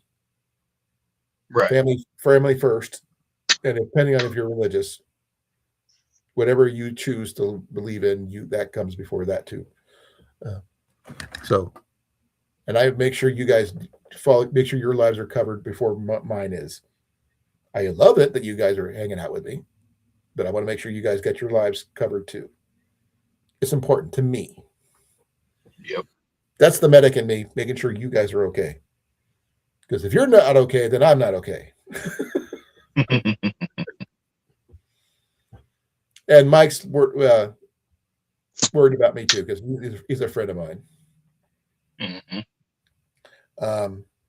But that's about all I got for now. I mean, it's after 10. I thought I was going to be done by 9:30. I was going to mainly talk about my hot tent setup. The thing is, all I'm doing when I'm going up there to Yellow River is we're going hunting, dude. Yeah. We're setting up a hot tent because that's what we're going to need to sleep in order to keep warm.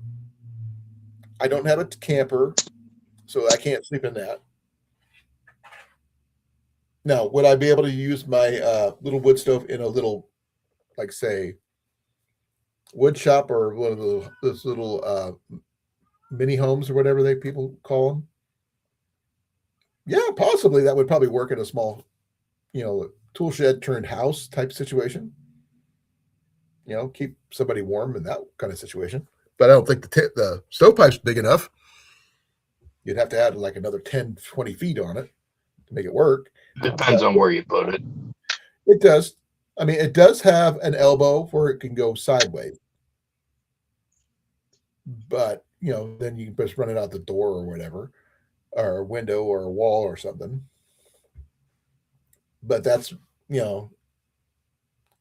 but it's not an insulated kind of firebox type situation. It's a single wall firebox, which means it does not retain heat as much as a good wood stove would be. Mm-hmm. Like a cast iron one would definitely retain the heat longer. These don't take long to cool down, unfortunately. So this is why you got to maintain a lot of firewood. I am planning on picking up a couple boxes of hickory, pre-cut hickory pieces from Walmart, $20. They have like 2 or 3 boxes of it. And I'm going to use those to keep us going in the beginning. Then we're going to be working on the stuff that we cut down the line. I'd rather be safe than sorry because I'm not freezing to death. I've lived in my car before in the middle of winter. Not something I want to repeat. Being cold sucks. It hurts being that cold. Oh, yes, yeah, it does. Yes, I was in a vehicle that ran. Yes, I was on an insulated futon mattress in the back of a minivan, but it was not the minivan was not insulated at all. Nothing covering the windows to keep it warm. Nothing like that. Only thing that kept me warm was the sleeping bag I was in and the futon, as well as running the engine until I couldn't handle it anymore, shut it off, and then sleep until it got cold again. Then rinse and repeat. Pretty much like a hot tent's going to happen to be, but I'm hoping that between the 2 stoves, it'll keep our tent moderately warm. So long as we keep one roll, we keep on alternating, loading the fuel in each stove, we should be able to sleep fine. Then we can get our rabbits, get our squirrels in a row, get our ducks in a row, so to speak. Mm-hmm. Get some trout, possibly, depending on if the creeks are open or not. Because I don't know what the creeks are like up there. I've never fished in the wintertime up there. I've only hiked in literal 4th of July weekend for a week around 4th of July every year until 2023.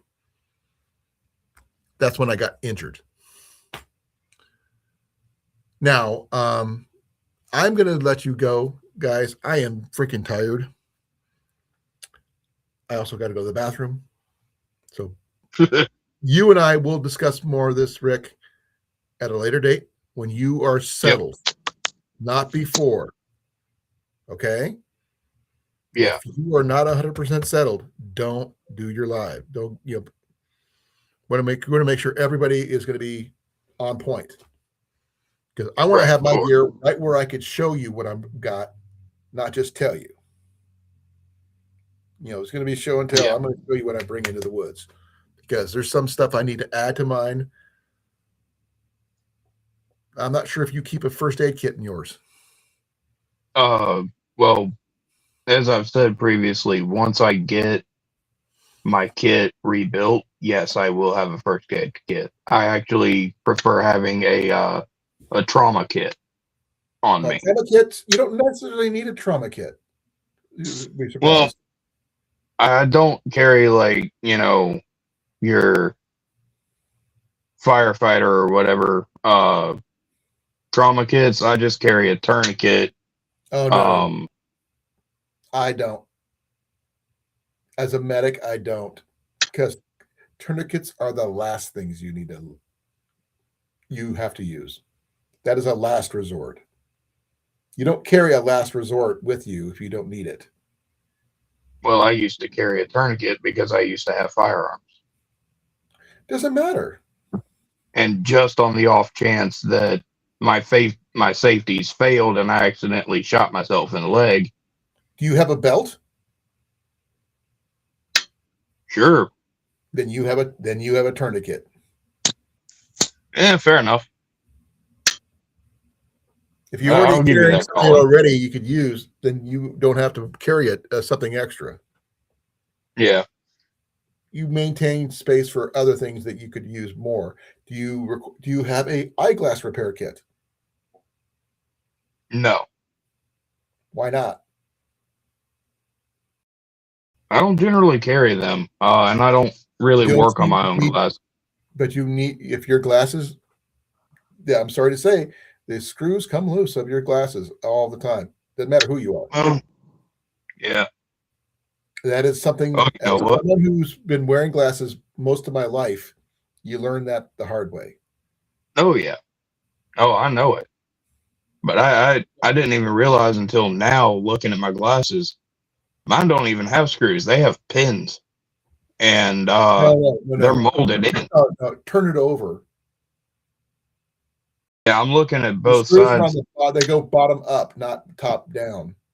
Here, I'll show you. So here's the top, and here's the bottom of my glasses. Oh, I don't like those. I don't like plastic frames. That's another thing. Well, these are OSHA approved safety glasses. Oh, don't get me wrong. They're great if you're working, but every day, see these? Yeah. Watch this. Mm-hmm. These are safety glasses. These are military issue safety glasses. These are polycarbonate lenses. These are transition lenses. Yeah. But they have screws on the bottoms right there. Right. Do I carry a little kit to repair those? You better believe it. I don't, Also carrying more than one pair of glasses. Yep. For those of us who have to see, that is something we have to consider. Now, those of us who are on medication, myself included, got to keep backups of those too. Not everybody considers that. But that is my, little tip of the day. Because think outside the box, folks, because you never know when you might need something. I am going to say thank you to Wolfie for coming up. I love you, brother. Thank you for coming in from Alabama. I am glad that you're getting out of your situation. You're one step out. You're not 100% out when you're on your own 2 feet without your family's assistance, but you're getting there. Yep. But I want to say, be well, be safe to everybody. Love you guys all. And I'm out of here in 5, 4, 3, 2, 1. Wolf, don't go anywhere. Just stay right there. You're going to be in the green.